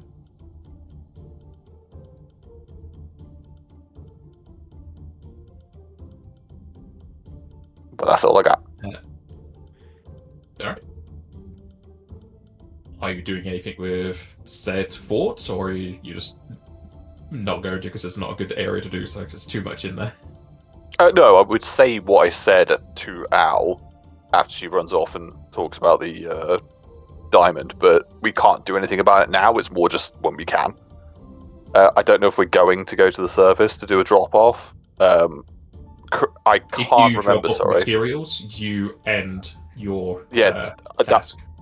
That was what I was trying to clarify. I thought it was. I didn't know if we could drop off and come back. You're right. You can go up to ignore the me. surface and go to the shops, sell stuff, buy stuff. It's just that if you go back to Toka and hand in your mining stuff, that's you basically saying, I'm done. Okay, so next time we have space, we'll check it, but now it's fine. No, that was it. Okay.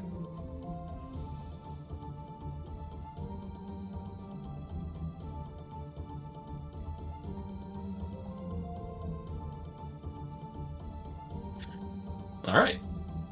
With the last round of mining of the day, the rest will pass without issue, as you have mined up so much blood crystal, you are probably seeing red blurs in your vision. As to this point, you feel like the quantity you have is pretty much to the extent of how much they would accept. So we just couldn't get any more. Okay. You could, but anything more is not going to help you. Sorry, yeah. It's like we've hit capacity on one particular material, is what you're saying. Yes, submission. It'll turn into a supply and demand thing where you've given them 1,000 when they asked for 10. Yeah.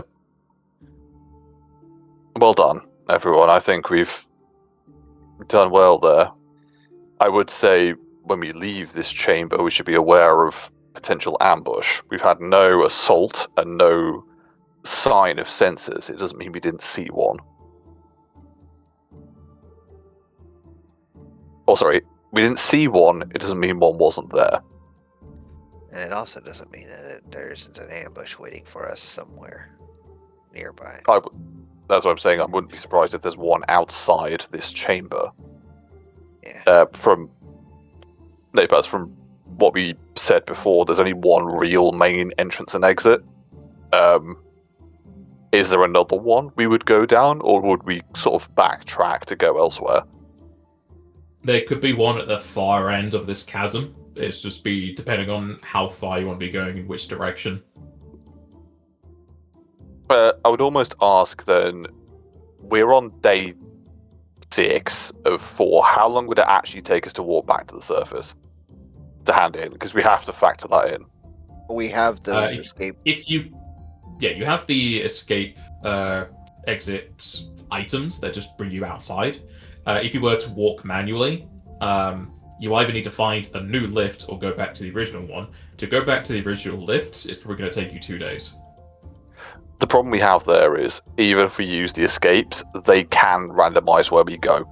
So there is nothing stopping, if we get separated, someone turning up to us and go, I challenge you to a fight, we're not running around stealing all of our shit. You would all go to the same exit. The exit would be random. You go to the same one. Oh, I thought it was random for, it was different for each use. Of the It item. would be if you're in different areas, because it's going to go to the closest exit. But if you're all together, you're all going to go to the same exit. It's just probably not the one you want to go to. Sorry, may have misconstrued that previously then. Okay, fine. Yeah, in that case, we'll crack on. I would say that to the party, if we can try and find a lift anyway, that would be good. And we'll just say, if we can find method of escaping through mundane means at least, that would be ideal. But we have a target on our backs now. We should be on guard. And we also have a fair bit of, material. That is true.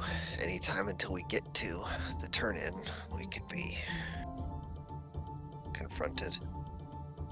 Indeed, I wouldn't be surprised if there's someone sitting outside of Toga's mansion simply challenging people as they arrive.